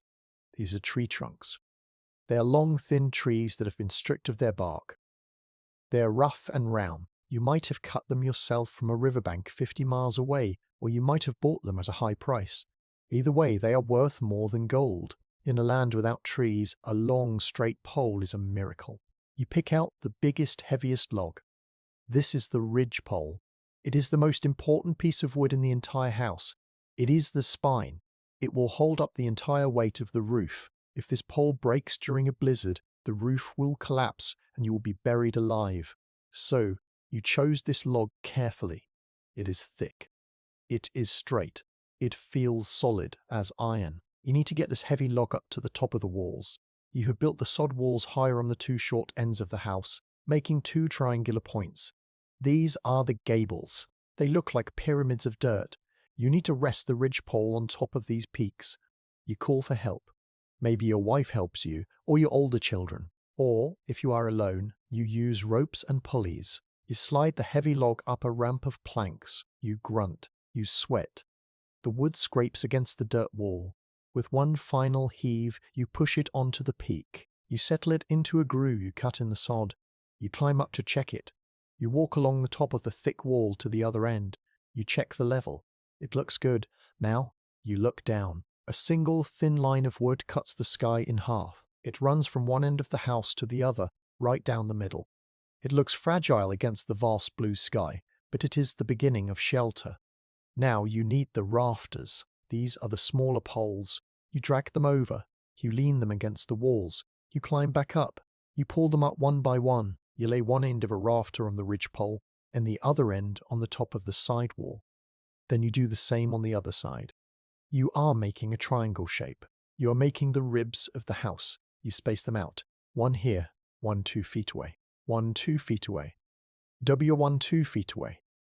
This is a specific micro-history detail, the willow pole roof. Many settlers could not afford big timber rafters, so they used whatever they could find. Often, they used green willow or cottonwood poles. These woods are soft. They bend easily. As you lay the poles, you notice they are not perfectly straight. They are twisted. They have knots. This is not a perfect carpenter's roof. This is a survival roof. You have to twist them and turn them until they sit flat. You take some long nails from your pocket. Bang, bang, bang. You nail the rafters to the ridge pole. The sound echoes inside the earthen box. It sounds loud and cheerful. It is the sound of finishing. You work your way down the length of the house. You are building a skeleton. When you are done, you climb down to the floor again. You look up. The view has changed. The sky is now chopped up into long, thin strips by the wooden bars. The sun shines through the gaps, casting a striped shadow on the grass floor. It looks like the inside of a whale's rib cage. You are standing inside the belly of the beast. You smell the wood. It is a sharp, spicy smell. It smells of resin and sap. It mixes with the damp, cellar smell of the dirt walls. It is a wonderful perfume. It smells like a house. You feel a sense of urgency now. The skeleton is up, but it is bare bones. It cannot stop the rain. It cannot stop the snow. It is just an open frame. You need to cover it. But you do not have shingles. You do not have slate. You do not have tin. You look at the pile of brush and grass you collected earlier. You look at the pile of sod blocks remaining in the field. You realize that the roof will be made of the same thing as the walls. You're going to pile dirt on top of your head. It sounds crazy. It sounds drazy. It sounds dangerous. But it is the only way. You touch one of the rafters. You shake it. It feels strong. It has to be strong. It is about to carry a massive weight. You wipe your hands. The sun is shining through your new roof beams. It feels like a cage, but it is a good cage. It is a cage that will keep the winter out. Hold fast, you whisper to the wood. Don't let me down. You are ready for the next layer. You are ready to close the sky. You stand inside your house, looking up at the stripes of blue sky between the wooden rafters. The skeleton is finished. Now you need to put skin on the bones. You cannot just put dirt on top of these poles. The dirt would crumble and fall right through the gaps. It would rain mud on your head while you slept. You need more layers. You need to build a mattress on top of the wood. You walk out to the creek bed miles away, where the small bushes grow. You cut bundles of willow brush. These are thin, bendy branches with the leaves still on them.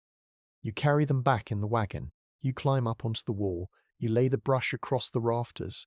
You weave them together. Rustle, snap, crack. It is like weaving a giant basket.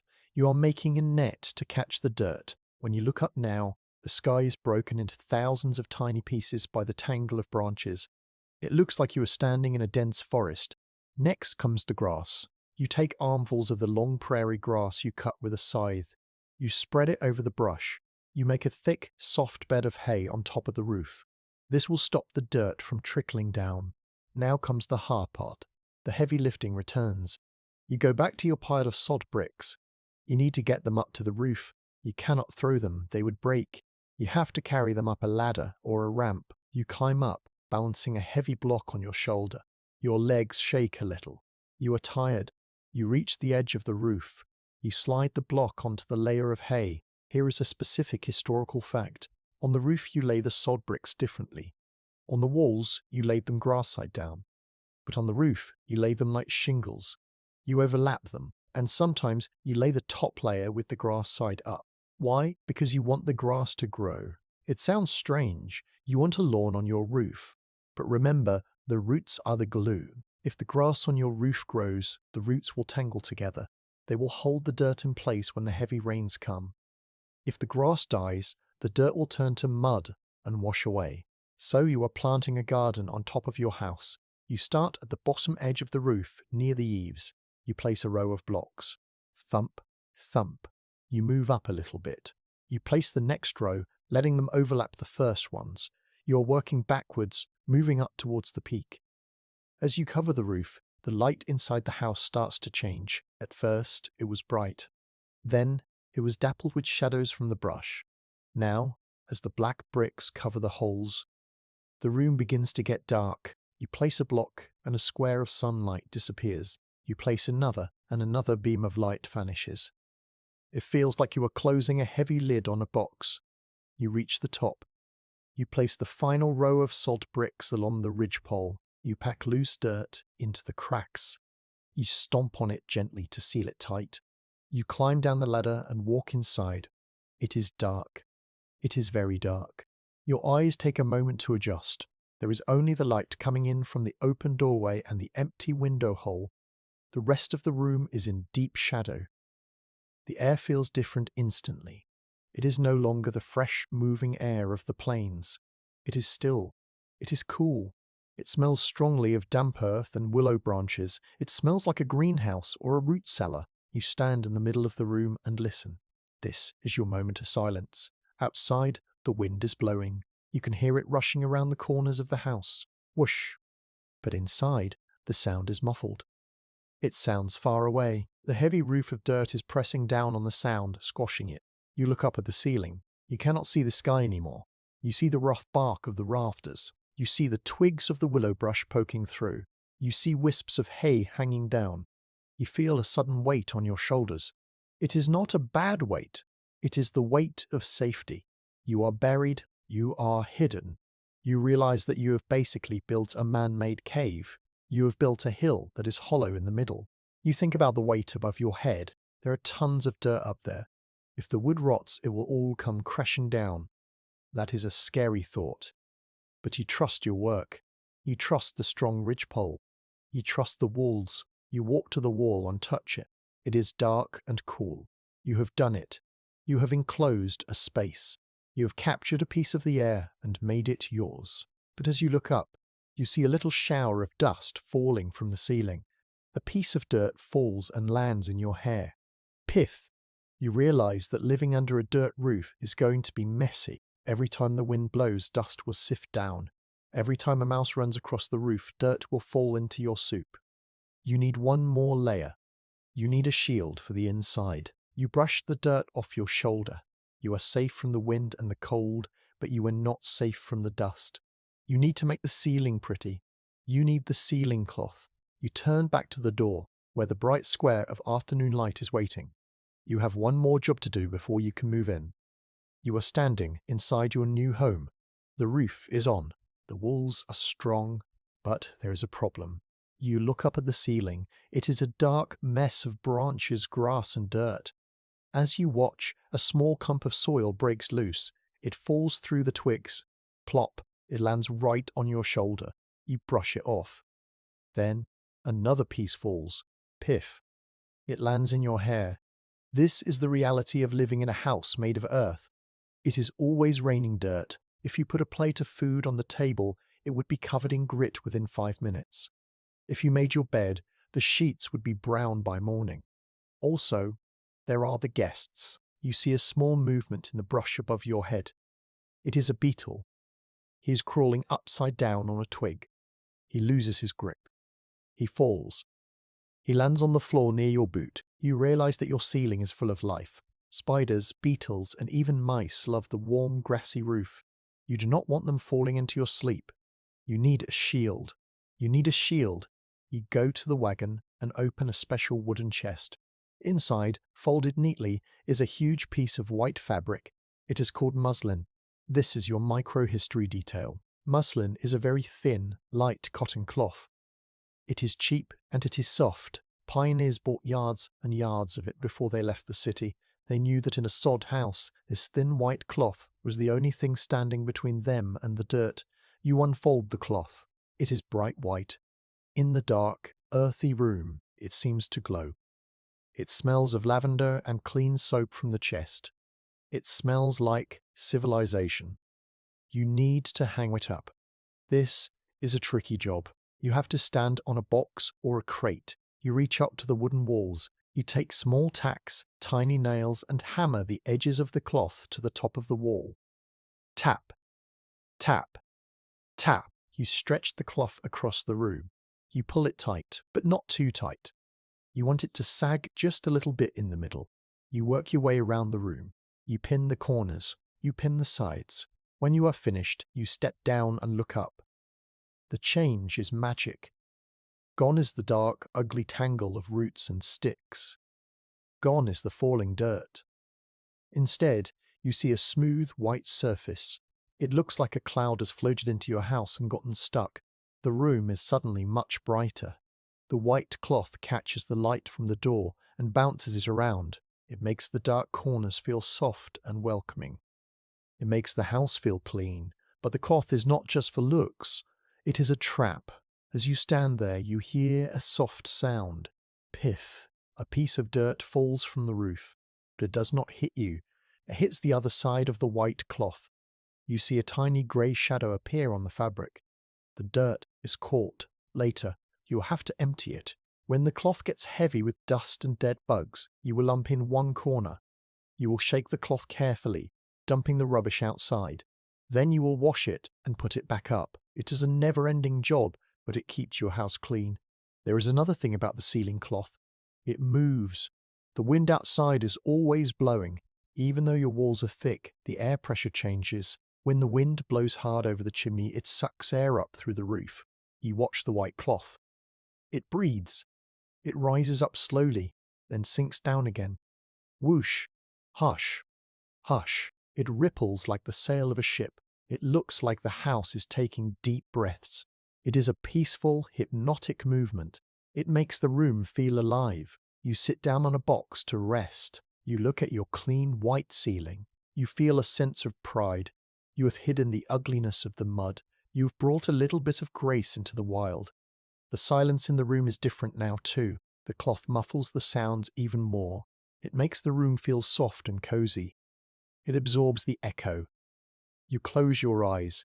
You listen to the soft flapping of the fabric above you. Flap, flap. It is a gentle, rhythmic sound. It sounds like a heartbeat. You are safe from the wind. You are safe from the cold.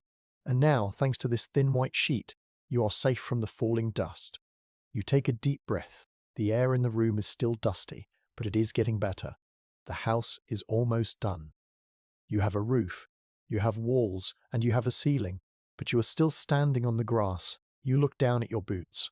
They are sinking into the soft soil. A house needs a proper floor. You cannot live on the dirt forever. You stand up. You check the cloth one last time. It is holding firm. It is your white shield against the darkness above. Now, You must turn your attention to the darkness below. You look down at your boots. You are standing inside your beautiful new house. The walls are solid, the roof is tight, the white ceiling cloth is floating above you. But under your feet, you are still standing on the prairie. The floor is just grass. It is the same grass that the buffalo walk on. It is lumpy. It is full of roots. If you drop a fork, it gets lost in the weeds. If you walk on it, you kick up dust. You cannot have a grass floor in a house. It will rot. It will smell. Bugs will hide in it. You need to turn this wild ground into a proper floor. You grab your spade again. You get down on your knees. This is back-breaking work. You have to shave the ground. You cut off the grass and the top layer of loose roots. You throw the clumps out the door. Now you are left with bare, brown dirt. It looks messy. It is soft and dusty. If you spill a bucket of water, this floor will turn into a mud puddle. You need to make it hard. You need to turn the dirt into stone. You need a special tool. You go to the wood pile. You find a short, heavy log. It is about waist high. You nail a smooth board to the bottom of it. You nail a handle to the top. This is a tamper.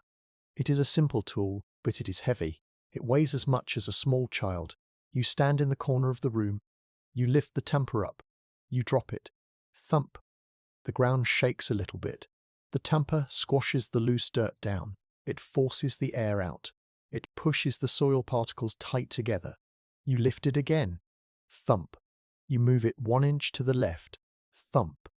You have to do this to every single square inch of your floor. It is slow. It is boring. Your arms ache from lifting the heavy log. Your ears ring from the dull, thudding sound. But you cannot stop. If you miss a spot, the floor will be soft. The leg of your chair will sink into it. You work your way across the room. You are beating the earth into submission. You are telling the ground that it is not wild anymore. It is a floor. Here is a historical fact. A good dirt floor, if it is packed right, can become almost as hard as concrete. It can become so smooth that you can sweep it with a broom. Some settlers even manage to polish their dirt floors until they shine like leather. But to get it that hard, you need a secret ingredient. You stop pounding for a moment. You go to the water barrel. You sprinkle water over the loose dirt. Not too much. You don't want mud. You just want it damp. Then you reach into the cold fire pit outside. You scoop up a bucket of grey wood ash. You sprinkle the ash over the wet dirt. This is your microhistory detail, the ash hardener. The chemistry is simple. Wood ash contains lye. When you mix it with damp soil and pound it, it acts like a weak cement. It binds the dirt together. It makes the surface tough and grey. You sprinkle the ash. You pick up the tamper. Thump, thump, thump. The sound changes now. Before it was a soft thud. Now as the ground gets harder, it starts to sound sharper. It sounds like you are hitting a drum. Whack, whack. You work for hours. The floor starts to change colour. It goes from dark brown to a smooth, hard grey. It looks like a slate rock. You get down on your knees to check your work. You run your hand over the floor. It feels cool. It feels smooth. It is not dusty anymore. Your hand glides over it. It feels like the skin of a drum. You are surprised by how good it feels. You thought a dirt floor would be dirty, but this is clean. It is solid. You stand up and walk across it. Your boots make a clicking sound. Click, click. You do not sink in. You feel supported. This changes the feeling of the whole house. Before, you were walking on the earth. Now, you are walking on a surface you made. It separates you from the bugs and the worms deep underground. You sit down in the middle of the room. You rest the heavy tamper against the wall. You are sweating, but you are satisfied. The room is silent. The house is completely enclosed now. The floor is hard. The walls are thick. The roof is sealed. The white cloth above you is still. You feel a deep sense of grounding. The house feels permanent. It is not a tent. It is not a wagon. It is a structure that is rooted to the spot. You take a small pebble from your pocket. You roll it across the floor. It rolls smoothly, all the way to the wall. It does not get stuck in a rut. You smile. That is a good floor. You are almost ready to move your family in, but as you sit there in the dim light, you feel a tiny draft of air on the back of your neck. You look at the walls. Even though the bricks are tight, there are still tiny gaps. There are little holes between the sod blocks. The wind is sneaky. It will find those holes. You cannot have a drafty house. You need to seal the envelope. You need to do the chinking. You stand up. The floor is ready. Now you have to make the walls airtight. You stand in the middle of your room. The floor is hard and smooth under your boots. The roof is solid above your head. The walls are thick and dark. It feels like the house is finished, but the prairie has one last trick to play on you. You stand very still. You close your eyes. You feel a tiny cold finger touching the back of your neck. You turn around. You feel it again on your cheek. It is the wind. Even though your walls are 3 feet thick, they are not perfect. The sod bricks are rough. Where they touch each other, there are tiny little gaps. They are small, maybe the size of a coin, but the wind outside is strong. It pushes the air through these holes. You walk up to the wall. You put your hand close to the dirt. You can feel the stream of cold air rushing in. It is like a leaky bucket, but instead of water leaking out, the cold is leaking in. If you leave these holes, your house will never be warm. The fire will burn, but the heat will be sucked away instantly. You need to seal the bottle. You need to do the chinking. You grab a bucket. You walk out of the house blinking in the bright sunlight. You walk down to the low spot in the land, the swale where the water gathers. You're looking for a specific kind of dirt. You don't want the black root-filled sod this time. You want clay. You find a patch of grey, sticky mud. It is smooth. It has no stones in it. You scoop it up with your hands. It feels cold and slimy. It sticks to your skin like glue. This is exactly what you need. You carry the heavy bucket back to the house. You add a little bit of water. You mix it with a stick until it is a thick, heavy paste. It looks like peanut butter. Now the work begins. This is not a job for a shovel or a hammer. This is a job for your fingers. You take a handful of the wet clay. You walk to the wall. You find a crack between 2 bricks. You push the clay into the hole. Squish. You push hard. You want the clay to go deep into the wall. You smooth it over with your thumb. You wipe the excess away. You find the next hole. Squish. You work your way around the room. You inspect every inch of the wall. You are like a doctor looking for wounds. Wherever you see a gap, you patch it. Here is a historical fact. This process is very similar to building a log cabin. In a log cabin, they put mud between the logs. In a sod house, you put mud between the mud. It is called daubing. It creates a seamless skin on the inside of the wall. You notice that as the clay dries, it turns a lighter color. It makes the walls look smoother. It takes away the rough, hairy look of the grass roots. Your hands are covered in grey muck. It dries on your skin and feels tight. It cracks when you bend your fingers. But you don't mind. It feels good to be sealing the house. You pay special attention to the corners. The wind loves corners. You pack extra clay into the deep angles of the room. You pack it around the window frame.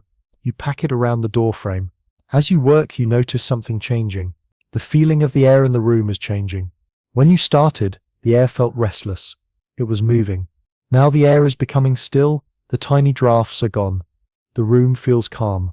It feels dead, but in a good way. It means the air is trapped. You finish the last wall. You step back. You wipe your muddy hands on a rag. You test your work. You walk around the room again. You hold your hand up. Nothing. No cold breeze on your neck. No draft on your cheek. The air is perfectly still. You have won. You have defeated the wind. This is a specific micro-history detail. The candle test. Settlers would light a candle and hold it near the wall. If the flame flickered, they knew there was a hole. If the flame stood up straight and tall, the house was tight. You light a match. You hold it near the wall. The little yellow flame burns steadily. It does not dance. It points straight up. You blow the match out. The smoke rises in a straight grey line. The silence in the room is now complete. Before, you could hear the faint whistling of the wind through the cracks. Now, that sound is gone. The silence is deep and heavy. It presses against your ears. It is a cozy silence. It is the silence of a library or a church. It makes you want to whisper. You sit down on the floor, your back against the smooth clay patch wall. You are completely enclosed in earth. Floor, walls, roof. You are inside a shell. Outside, the prairie is wild. The hawk is screaming. The wind is bending the grass flat. The temperature is dropping as the sun goes down. But inside, nothing moves. The world has stopped. You look at the bucket of clay. You have a little bit left. You save it. You know that, as the walls dry and settle, new cracks will appear. You will have to do this again next month, and the month after that. But for now, the fortress is sealed. You are ready to bring in the life. You are ready to bring in the fire. You stand up. It is getting dark. You need to bring in your supplies before night falls. Tonight, for the first time, you will not sleep in the wagon. Tonight, you will sleep in the house. You walk back to the wagon one last time. The sun has completely set now. The sky is a deep, bruised purple, fading into black. The first stars are sharp and bright overhead. The wind has picked up with the darkness. It is blowing hard from the north. It hits you in the face, cold and relentless. It whips your coat around your legs. It whistles through the spokes of the wagon wheels. Hoo, shh. It is a loud, aggressive sound. It fills your ears. It makes your eyes water. You grab your heavy bundle of blankets. You grab your lantern. You turn your back on the wind and walk towards the dark square of the house. You reach the doorway. You have hung a heavy buffalo robe or a thick wool blanket over the opening for tonight, weighing it down with a heavy log at the bottom. It is a temporary door, but it will work. You push the heavy fabric aside. You step over the wooden threshold. You let the curtain fall back into place behind you. Instantly, the world changes. It is shocking. 1 second, you are standing in a gale, surrounded by the roar of the air. The next second, you are standing in a vacuum. The noise cuts out. It doesn't just get quieter. It doesn't just get quieter. It stops. You stand there in the pitch black, holding your breath. You wait for the noise to come back, but it doesn't. The thick earthen walls, the heavy dirt roof, and the solid floor have swallowed the sound. This is the deep silence.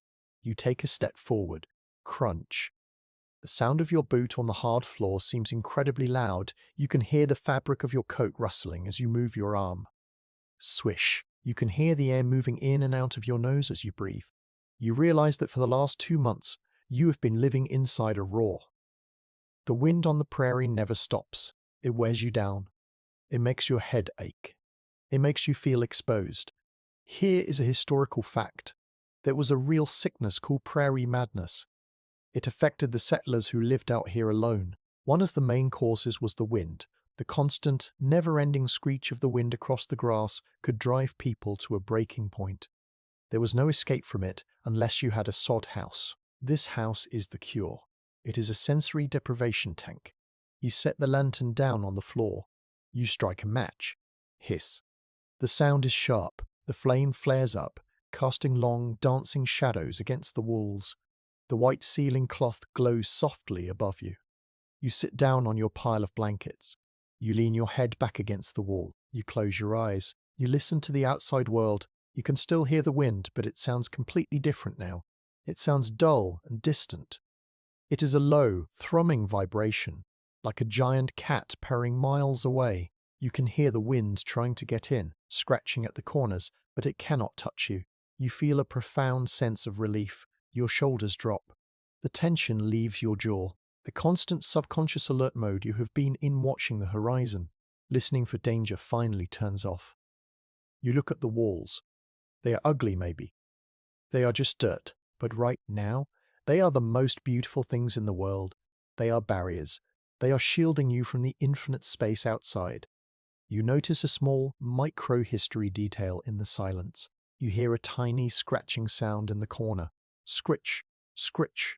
It is a field mouse. He has found a way in, perhaps through the roof before you put the cloth up.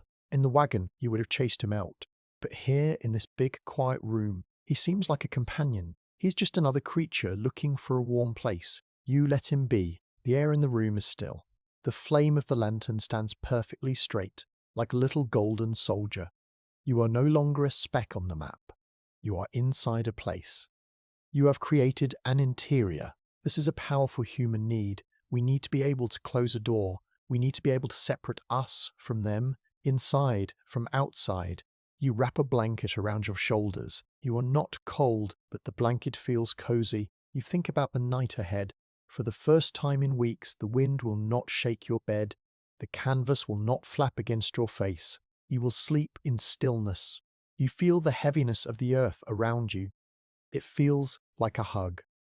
It feels like a gug. It feels like the ground has risen up to hold you.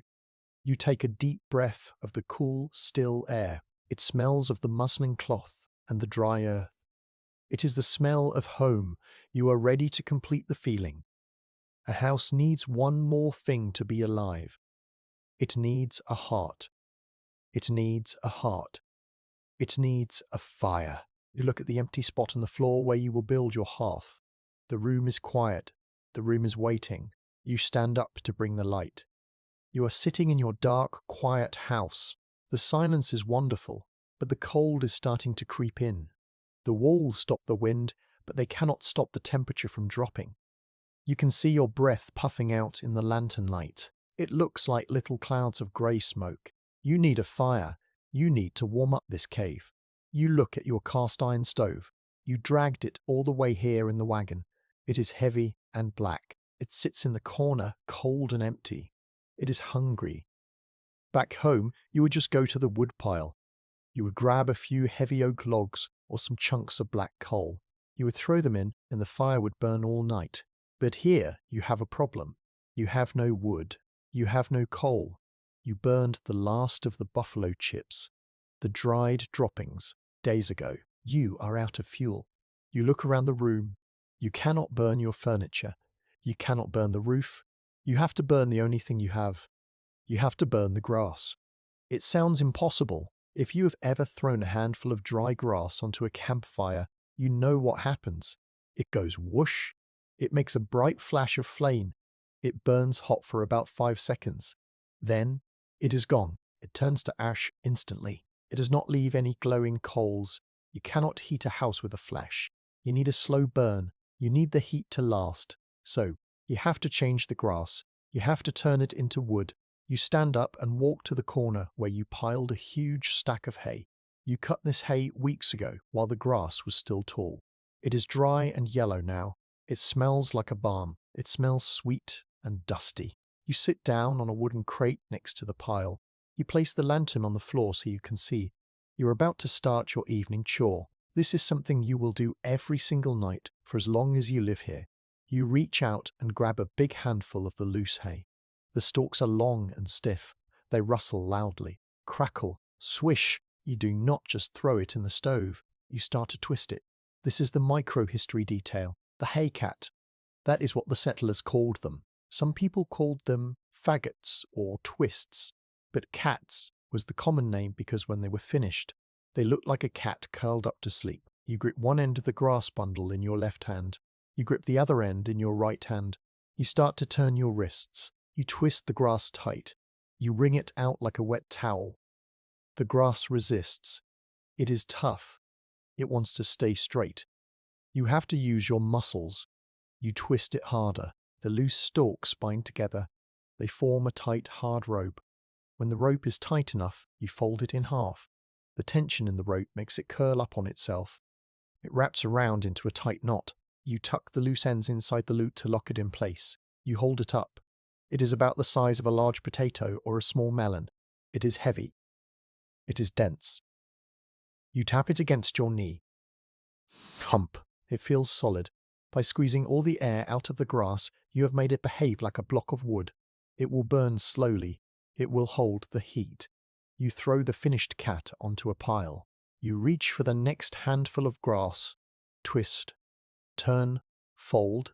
Tuck. Twist. Turn. Fold. Tuck. Twist. Turn. Fold. Tuck. You get into a rhythm. It is hard work. The grass is not soft like cotton. The blades of the prairie grass have tiny, sharp edges. They are like little saws. They cut into your skin. Your hands are already rough from the building work, but the grass finds the tender spots. It pokes under your fingernails. It scratches your palms. After a while, your hands start to bleed a little. The dust from the grass gets into the cuts and stings. But you do not stop. You cannot stop. You cannot stop. If you stop, you freeze. You work for an hour. The pile of cats grows. You need a lot of them. A stove eats them quickly. You need a pile as big as a sheep to keep the house warm for the evening. The room is filled with the sound of the work. Scritch, scratch, snap. It is a dry, whispering sound. It is the sound of the prairie being tamed. You look at the pile of fuel you have made. It is beautiful in a strange way. It is just grass, the same stuff that stretches for miles outside your door. But now, it is energy. It is survival. You realize the genius of it. The land provides everything if you are clever enough to see it. The land gave you the walls, the dirt. The land gave you the roof, the sod. And now, the land gives you the heat, the grass. You're living in a complete cycle. You're not importing anything. You're just rearranging the atoms of the prairie to keep you alive. Finally, your hands are too sore to twist anymore. You have a good supply. You open the iron door of the stove. Creak. The inside is dark and cold. You take a handful of loose grass and stuff it in the bottom to act as kindling. Then, you stack your haycats on top. You pack them in tight. You strike a match. You light the loose grass. It catches instantly. The yellow flame licks up.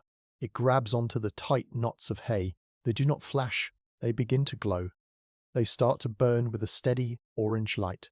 You close the stove door. You adjust the metal damper to let just the right amount of air in. You sit back and wait. Slowly the black iron of the stove begins to get warm. You can feel the heat radiating out. It hits your face. It feels wonderful. It is a dry, sharp heat. The smell changes. The smell of burning grass is very specific. It is not like wood smoke. It is sweeter. It smells like autumn leaves burning. It is a pungent, heavy smell, but to you it smells like comfort. You listen to the fire. It does not crackle and pop like wood. It makes a rushing sound. Oh. It is the sound of the wind, trapped in the grass, being released by the fire. You hold your hands out to the stove. The pain in your cut starts to fade as the warmth soaks into your skin. You rub your palms together. They are stained green and brown from the grass juice. You look around your room. The lantern night is warm. The stove is warm. The silence is deep. For the first time, the house feels truly alive. A house without a fire is just a cold box. A house with a fire is a home. The hearth is the heart. You watch the orange glow dancing behind the small grate in the stove door. You are tired. You have worked hard today. You have finished the building. You have sealed the walls. You have made the fuel. You have done everything you can do. You lean your head back. You are safe. The anxiety that has been sitting in your chest for weeks begins to melt away. You are not just surviving anymore. You are living. But outside, the world is changing. The wind as you locked out is getting stronger. The temperature is dropping faster than normal. The sky is turning a strange metallic grey colour that you have not seen before. You do not know it yet, but the real test is coming. You have built the fortress, but now the enemy is bringing out its heavy weapons. You throw one more haycat into the fire. You watch the sparks fly up the chimney. You close your eyes, enjoying the warmth, unaware of the white monster that is gathering its strength in the north. You are warm. The haycats are burning steadily in the stove, filling the room with a soft orange glow. You feel sleepy. The hard work of the day is sitting heavy in your muscles. You want to close your eyes, but something makes you stop. It is not a sound. It is a feeling. The tiny hairs on your arms stand up. Your ears pop, just a little bit, like you are driving down a steep hill.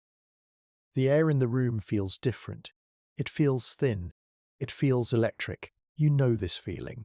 It is the feeling of change. You stand up and walk to the door. You push aside the heavy buffalo robe curtain. You step out over the wooden threshold and look at the sky. 5 minutes ago, it was a clear evening with the first stars showing. Now, the world has disappeared. To the north, the sky is not black like the night. It is a strange, bruised colour. It is a mix of dark grey, deep purple, and a sickly green. It looks like a giant bruise spreading across the skin of the sky. You are looking at a blue norther. This is a specific historical fact. On the Great Plains, the weather does not change slowly. It changes instantly. A blue norther is a fast-moving cold front that sweeps down from the Arctic. It moves faster than a galloping horse. It can drop the temperature by 40 degrees in just 20 minutes. You watch it coming. It looks like a solid wall. It stretches from the ground all the way up to the heavens. It is perfectly straight, like a curtain being pulled across a stage. It is swallowing the stars one by one. You can see the line where the calm air meets the storm. Ahead of the line, the air is still. Behind the line, it is chaos. You step out further, away from the shelter of the house. You look at your animals. The horses are nervous. They are stomping their feet. Their ears are pinned back against their heads. They can smell the storm coming. They know that this is not just a little wind. This is a killer. You check their ropes. You make sure they are tied securely to the sheltered side of the wagon. You throw an extra heavy wool blanket over the brown horse. He shivers when you touch him. "Steady," you whisper. "It's all right." But you know it is not all right. You look back at the north. The wall of clouds is closer now. It is moving terrifyingly fast. It looks like a mountain range that has decided to slide across the earth. This is your micro-history detail, the grey sheet. Before the snow hits, there is often a moment where the sky turns a flat metallic grey. It looks like sheet metal. The pioneers said that when the sky looked like iron, the ground would soon be hard as iron too. You feel the first breath of the monster. A puff of wind hits your face. It is not cool. It is freezing. It feels like someone slapped you with an ice-cold towel. It shocks the air out of your lungs. You look down at the grass. The tall stalks are bending flat, pointing south, running away from the storm. You realize you are standing in the path of a giant. You feel very small. Your house looks very small. It is just a little mound of dirt against the anger of the sky. You have to hurry. You run to the woodpile, or rather, the hay pile. You grab as many of the twisted grass cats as you can carry in your arms. You might not be able to come back out here for a long time. You fill your arms until you can barely see over the top. You run back to the house. The wind is picking up now. It is screaming. Whee! It tears at your clothes. It tries to knock the fuel out of your arms. You reach the door. You stumble inside. You drop the hay on the floor. You turn around to close the heavy curtain. Just as you do, you look out one last time. The wall of cloud has arrived. The horizon is gone. The world is just a swirling grey mist. The first snowflakes are starting to fly past the opening. They are not falling down gently. They are flying sideways. They look like white bullets. You grab the heavy buffalo robe.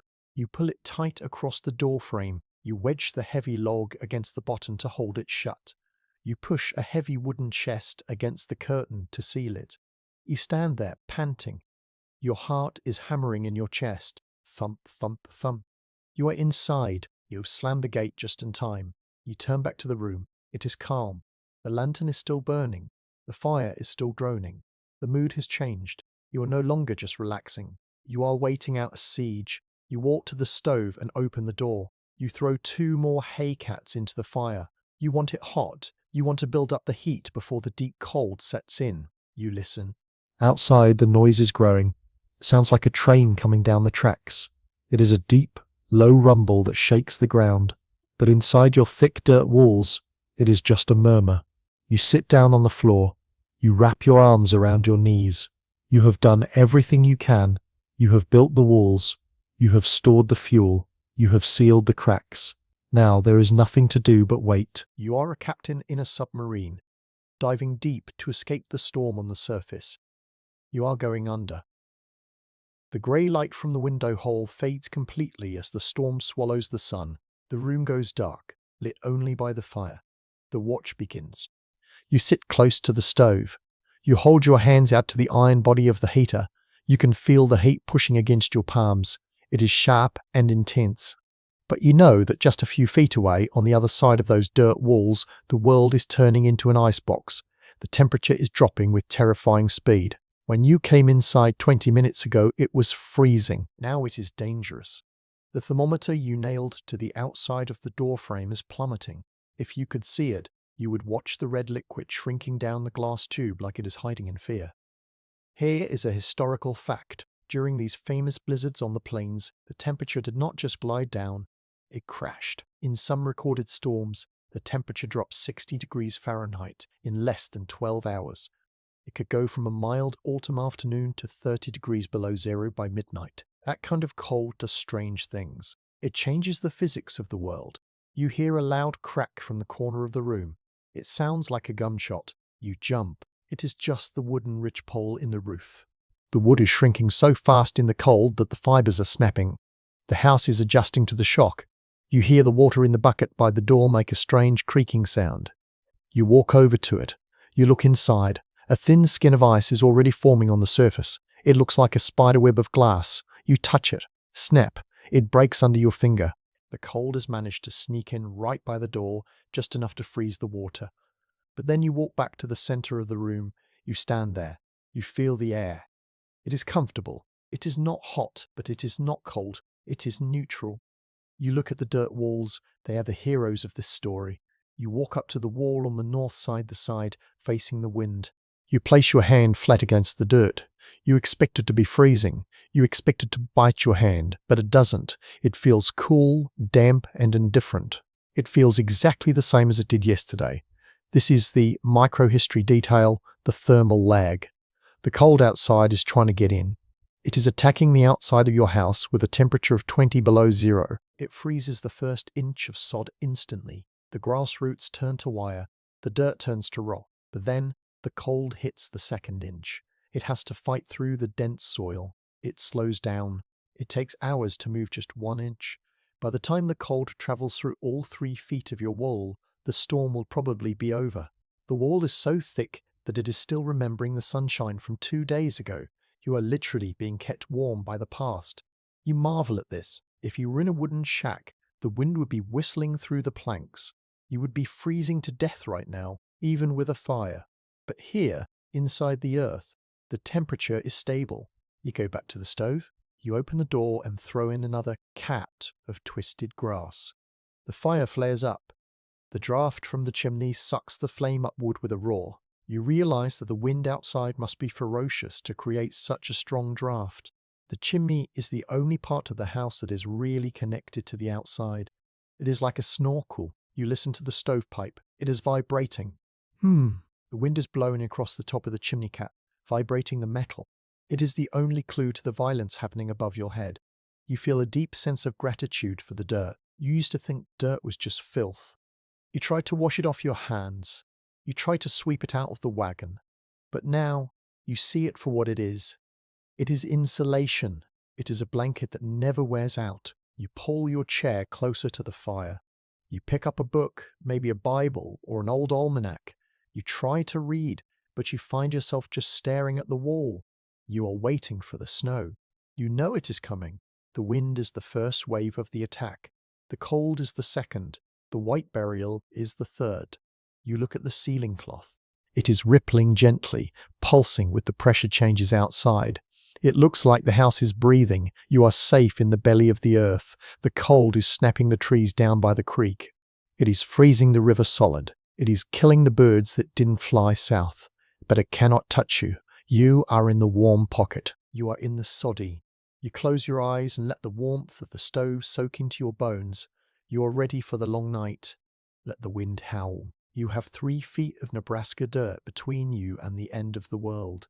You are sitting by the fire when the sound changes. For the last hour, you have heard only the wind. It has been a hollow whistling sound, like air blowing over the top of a bottle. But now, there is a new noise mixed in. Hiss. Hiss. Scratch. It sounds like someone is throwing handfuls of dry sand against the side of your house. It sounds gritty. It is sharp. The snow has arrived. You stand up and walk to the window. You did not put glass in the window, yet glass is expensive and hard to carry in a wagon. Instead, you have covered the small opening with a piece of oiled paper or a scraped animal skin. It lets the light in, but you cannot see through it clearly. Right now, the paper is vibrating. Thrum, thrum. You can hear the ice crystals hitting it. You carefully lift one corner of the skin to peek outside. You want to see the storm. You open the flap just an inch. Instantly, a spray of white powder shoots into the room. It hits your face. It stings like tiny needles. It is not wet, sticky snow like you remember from back home. It is not big, fluffy flakes that float down gently. This is blizzard snow. It is dry. It is hard. It is like dust made of ice. You look through the crack. You cannot see your wagon. You cannot see the horses. You cannot even see the ground. Everything is white, but it is not a still white. It is a moving, violent white. The snow is flying sideways. It is moving so fast that it looks like solid lines drawn in the air. This is a specific historical fact. In a true prairie blizzard, visibility drops to 0. That means you literally cannot see your own hand if you hold it out at arm's length. The air is so full of snow that light cannot travel through it. You quickly let the flap fall back down. You tuck it in tight. You brush the white powder off your cheek. It does not melt immediately. It is so cold that it stays dry for a moment before turning to water. You walk back to the stove. You are safe in here, but you know that outside, the world is being buried. Because the snow is so fine, like flour, it acts like water. It flows. It does not just pile up on the ground. The wind pushes it into waves. These are called drifts. You imagine what is happening outside. The wind is hitting the north wall of your house. It hits the flat dirt surface and curls upward. It carries the snow with it. Slowly, the snow is building a ramp. It is piling up against your wall. Inch by inch, the white level is rising. By morning, the drift might be as high as your roof. Your house might disappear completely under a smooth white hill. If someone walked by, they would not even know a house was there, except for the chimney sticking out of the snow, puffing smoke. This is a scary thought. You are being buried alive. But it is also a comforting thought. The snow is another layer of insulation. The drift will block the wind even better than the dirt. The deeper you are buried, the warmer you will be. You think about the micro-history of survival in this weather. You think about the lifeline.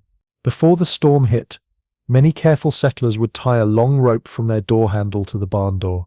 Why? Because in this white blindness, you can get lost just 10 feet from your home.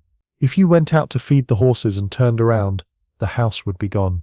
The white wall would swallow it. You could wander in circles in your own front yard until you froze, never finding the door. But you are not going out. You are staying right here. You look at the ceiling cloth. It is shaking a little more now. The pressure of the storm is immense. The whole house is under attack. The wind is trying to tear the roof off. The snow is trying to crush it, but the sod holds. The heavy roots hold the earth together. The weight of the walls fights back against the wind. You sit down on the floor again. You are in a small, warm bubble suspended in a white chaos. You listen to the hissing sound on the wall. Shh. Sikachi. It is a constant, steady noise. It is the sound of nature trying to erase your work. It is trying to cover up your footprint, but the fire pops in the stove. Snap. It is a defiant little sound. You are still here. You are warm. You reach for another haycat. You toss it into the fire. You are feeding the heart of the house. As long as the fire burns, the storm cannot win. You wrap your blanket tighter. You feel a strange kind of excitement. It is the thrill of being safe in a dangerous place. It is like being in a sturdy ship in the middle of a hurricane. The snow flies burying the wagon wheels, burying the plow, burying the grass, but it cannot bury the warmth. You settle in. The white storm will rage all night, but you are ready. You are sitting in the center of the room on your blanket. The lantern is on the floor beside you, casting long, soft shadows that stretch up the walls to the white ceiling cloth. The stove is humming with heat. You are inside the warm pocket. This is the miracle of the sod house. Outside, the blizzard is raging. The wind is moving at 50 miles an hour. The snow is flying sideways like bullets. The temperature is 30 degrees below zero. If you were outside without a coat, you would freeze in minutes. But inside, you are sitting in your shirt sleeves. You hold your hand up in the air. The room feels pleasant. It is not hot like a furnace, but it is steady. It is a thick, heavy warmth that wraps around you like a wool coat. You look at the walls. They are the reason for this magic. Remember that historical fact about the thermal mass. Now you are feeling it work. All day long the stove has been burning. The heat has traveled through the air and hit the dirt walls. The dense black soil has absorbed that heat. It has sucked it up like a sponge sucking up water. Now as the night gets colder, the walls are giving that heat back to you. You can actually feel it. If you put your face near the wall, you can feel a gentle wave of warmth radiating out from the dirt. The whole house has become a heater. You are sitting inside a giant battery that is slowly releasing its energy. The stove is the heart, but the walls are the body. They work together. You feel hungry. The work of survival makes you empty inside. You need to eat, but you cannot go out to the wagon to get food. You have to eat what you have in here. You reach into a small sack near the door. You pull out 2 large brown potatoes. They are cold and covered in a little bit of dust. They look like rocks. You open the door of the stove. Plank. The fire inside is glowing red. The hay cats have burned down to a bed of hot ashes. You do not need a pot. You do not need a pan. You just toss the potatoes right into the ashes. Thump, thump. You close the door. You let the stove do the work. This is your micro-history detail, ash-roasted food. The pioneers didn't always have fancy ovens. They used the heat of the fuel itself. The ashes of the grass fire are clean and hot. They will cook the potato slowly and evenly. The skin will get crispy and black, but the inside will be soft and sweet. While you wait, you lean back. You watch the firelight dancing on the white muslin ceiling. It looks like orange water rippling overhead. The smell in the room is wonderful. It is a mix of the sweet, grassy smoke from the stove, the damp earth of the walls, and now the earthy smell of baking potatoes. It is a simple smell, but it is the best smell in the world right now. It smells like life. You think about the settlers in the wooden shacks miles away. They are probably huddling under 3 blankets right now. The wind is probably blowing snow through the cracks in their thin boards. Their water bucket is probably frozen solid next to their bed. But you are comfortable. The soddy is ugly from the outside, just a lump of dirt, but from the inside it is a palace of warmth. The silence continues to amaze you. The storm is a monster outside, screaming and tearing at the world. You can hear the dull thrum-thrum of the wind on the roof, but it sounds far away. It sounds like a memory of a storm, not the real thing. You are in a suspended state. You are floating in a warm bubble in the middle of a frozen ocean. You check the stove again. You open the door. You use a stick to poke the potatoes. They are soft. You roll them out of the ashes and onto the metal lip of the stove to cool. You pick one up. It is hot. You toss it from hand to hand. Ouch! Ouch! You break it open. Steam rises up in a white cloud. The inside is fluffy and white. You sprinkle a little salt on it. You take a bite. It tastes smoky and rich. It warms your stomach instantly. It gives you energy. You eat slowly, enjoying every bite. You are refueling your body just like you refueled the stove. After you eat, you feel a heavy drowsiness settle over you. The warmth of the room, the full stomach, the exhaustion of the day, it all pulls at your eyelids. You look around your small kingdom. The firelight glints off the metal handle of the shovel in the corner. It shines on the smooth clay you packed into the cracks. It lights up the grain of the wooden door frame. Everything in this room has a story. You touched every single brick. You cut every single stalk of grass. You mixed every handful of mud. This house is not just a shelter you bought. It is a part of you. You made it with your own hands. And now it is paying you back. It is keeping you safe. You feel a deep sense of connection to the earth. You are not fighting nature anymore. You have made a deal with it. You dug into the ground, and the ground accepted you. You pull your blankets out and spread them on the floor near the stove. The floor is hard, but it is warm. The heat from the air has warmed the packed earth's surface. It feels like a heated stone floor in a fancy bathhouse. You lie down. You do not need to undress. You keep your clothes on, just in case the fire dies down in the night. You pull the heavy wool blankets up to your chin. You look at the stove one last time. The little grate is glowing like a red eye in the dark. It is watching over you. You listen for the wind. It is still there, prowling around the corners of the house, looking for a way in. But the chinking holds. The door holds. The roof holds. You are in the warm pocket. You are safe. You let your eyes close. The orange light flickers against your eyelids. The smell of the smoke drifts over you. You let go of the worry. You let go of the fear. The storm can rage all it wants. You are untouchable. You drift towards sleep, feeling the solid, unmoving earth beneath your back, holding you up, holding you warm. You are asleep. You are not just resting your eyes. You are deep in the heavy black ocean of sleep.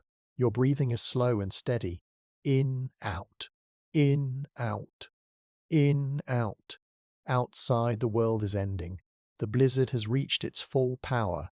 The wind is no longer just blowing, it is screaming. It is moving at 60 miles an hour. It tears at the corners of the house. It piles tons of snow onto your roof.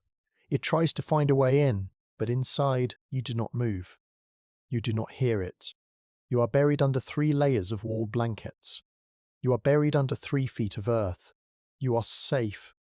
The fire in the stove has burned down. The bright orange flames are gone. Now there is only a bed of deep red coals. They glow softly in the dark, like the eyes of a friendly animal watching over you. They give off a gentle, fading heat. The room is almost pitch black. The only light comes from the red grate of the stove. It paints a faint red square on the floor. If you were awake, you would see a strange and beautiful thing happening on the ceiling. This is your microhistory detail, the frost nails. You used iron nails to hammer the white muslin cloth to the walls. Iron gets cold very fast. The cold from the outside travels through the thick wall, finds the nail, and travels down the metal shaft. The head of the nail, sticking out into the room, becomes freezing cold. The moisture in the warm room hits the cold nail head and freezes instantly. It turns into ice. So, all around the top of the room, every single nail head has grown a tiny white hat of frost. In the dim red light, they look like diamond buttons sparkling on the white cloth. It is a sign of how cold the enemy is and how close it is, just inches away. But the frost stays on the nail. It does not spread. The dirt wall stops it. The battle is held at the line of the iron. You shift in your sleep. You turn over on the hard floor. The blankets rustle. Swish. You pull the wool up over your ear. Here is a historical fact. These storms were so loud that settlers often could not hear their own animals in the barn just 10 yards away. The wind created a white noise that drowned out everything else. It was a roar that never stopped, hour after hour. But for you inside the soddy, that roar has become a lullaby. It is a constant, low thrumming sound. It is like being in the bottom of a ship during a storm. You can feel the vibration of the waves, but the water cannot touch you. The heaviness of the sound actually helps you sleep deeper. It blocks out the rest of the world. The hours pass. Midnight comes and goes. The deep silence of the house holds firm. The mouse in the corner has gone to sleep in his nest of grass. The spiders in the roof are still. The house itself seems to be sleeping. The walls have stopped shrinking and cracking. They have settled into the cold. They have accepted their job. You dream. You do not dream of the cold. You dream of the summer grass. You dream of the sun on your face. You dream of the golden fields stretching out forever. In your dream, the grass is waving gently in a warm breeze. You do not know that right now, just above your head, that same grass lopped in the frozen sod bricks is fighting off the hurricane of ice. The grass is protecting you in death, just as it would have fed your horses in life. The red coals in the stove finally begin to turn grey. The heat in the room drops, just a little. The air gets crisp, but it does not get freezing. The heat stored in the walls is slowly released, keeping the temperature steady. It is the thermal flywheel effect. The house is giving you back the warmth of yesterday's sun. You breathe in the cool air. It is fresh. It is still. The storm outside rages on. It buries the plough. It buries the wood pile. It builds a drift of snow that covers your window completely. The white level rises up past the glass, past the frame, until the window is just a wall of white snow. You are now completely buried. You are an island under the snow, but you do not wake up. You do not worry. Your body knows it is safe. Your heartbeat is slow. You are hibernating. This is the longest night of the year. It is the dark season. But in this dark box you have found a way to cheat the winter. You have stolen a pocket of summer warmth and kept it for yourself. The wind howls uselessly. It scratches at the door. It pounds on the roof. It wants to get in. It wants to freeze you. But the earth says no. The earth holds you tight. You sleep on, drifting through the dark hours, waiting for the light that will come in the morning. You open your eyes. The room is dark. It is pitch black, actually. For a second, you panic. You think you have gone blind.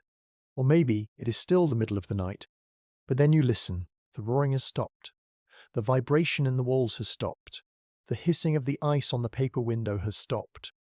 There is a silence. But it is not the heavy, scary silence of the storm. It's a light, bright silence. It feels different. You throw off the heavy blankets. The air in the room is chilly now. The fire died hours ago. You step onto the floor.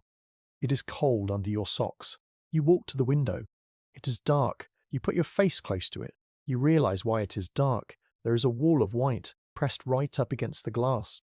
The snow has buried the window completely. You are under the drift. You walk to the door. You can see a tiny, razor-thin line of blinding white light coming in underneath the wooden frame. It looks like a laser beam cutting through the dark. You pull the heavy chest away from the door. Scrape. You lift the heavy log. You unhook the latch. You try to push the door open. It does not move. It feels like it is glued shut. A drift has piled up against the outside. You have to put your shoulder against the rough wood. You push hard. You grunt with the effort. Crack. Crunch. The snow outside breaks. The door swings open a few inches. A slice of light hits you in the face. It is so bright it hurts your eyes. You have been in the dark for so long that the light feels physical. You push again. The door swings wide. You step out onto the threshold. You stop and stare. The world has been remade. Yesterday, the world was brown and yellow and grey. Today, it is only two colours, white and blue. The skies are piercing deep blue. There was not a single cloud. The sun is shining with a brilliance that makes you squint. And the ground is gone. In its place is a sculpted ocean of white. The snow is not flat. The wind has carved it into beautiful curved shapes. There are waves, swirls, and peaks. It looks like white sand dunes. The snow covers everything. Your wagon is just a white lump. The wood pile is gone. The plough is gone. You look at your house. A huge drift has swooped over the roof. It curves down over the eaves like a frozen wave. Your house is now truly part of the earth. It is seamless. You take a step forward. The snow is hard. The wind packed it so tight that you can walk on top of it without sinking in. Crunch, crunch. You take a deep breath. The air is incredibly cold, but it is still. It is fresh. It tastes like ice water. It cleans out your lungs. You look at the air itself. It is sparkling. This is your final micro-history detail, diamond dust. The air is so cold that the humidity is frozen into tiny floating ice crystals. They are drifting in the sunlight like glitter. The whole world looks like it has been sprinkled with diamond dust. You walk around the corner of the house. You check the chimney. It is capped with a mushroom of snow, but the opening is clear. You check the roof. It is holding the weight easily. You have survived. You realize what you have done. You came to a place with nothing, no wood, no stone, no shelter. You faced the deadliest weather on the continent, and you won. You didn't fight the land. You didn't try to beat it. You used it. You wrapped yourself in it. You built a fortress of dirt, and it held you safe while the world tried to kill you. You look out at the horizon. It is sharp and clear. The storm has scrubbed the air clean. You can see for 50 miles. You feel a surge of energy. You are not just a survivor anymore. You are a resident. You belong here. This is your land. This is your view. You turn back to the dark doorway of your home. You see the smoke starting to drift up from the chimney as the new fire catches. It looks cozy. It looks inviting. You smile. The long night is over. The sun is shining. The work is done. You walk back towards the door, leaving your boot prints on the virgin snow. You are ready for the day. You are ready for the spring that will come. You are ready for the life you have built, brick by brick, from the earth itself. And so, we leave the settler standing there in the bright, cold morning light. We leave the sod house, that sturdy little castle of dirt, sitting quietly on the endless white plains. The fire is crackling inside. The walls are holding the warmth. The storm has passed, and peace has returned to the prairie. It is time for you to leave that world behind. It is time to step away from the cold wind and the hard work. You can let go of the heavy shovel. You can let go of the rough grass. You can let go of the worry about the winter. You are back in your own time now. You are back in your own bed. The air around you is warm and still. The blankets are soft against your skin. There is no wind howling at your window. There is no snow piling up against your door. You are safe. You are comfortable. Feel your body sinking down into the mattress, just like the roots of the grass sink deep into the earth. Feel your muscles relaxing, letting go of the tension, just as the storm let go of the sky. Everything is quiet. Everything is calm. You have journeyed through the dark and come out into the light. And now it is time to rest. The history is written. The story is told. You can sleep now. The sun is rising. The gates are opening. The watch is ended.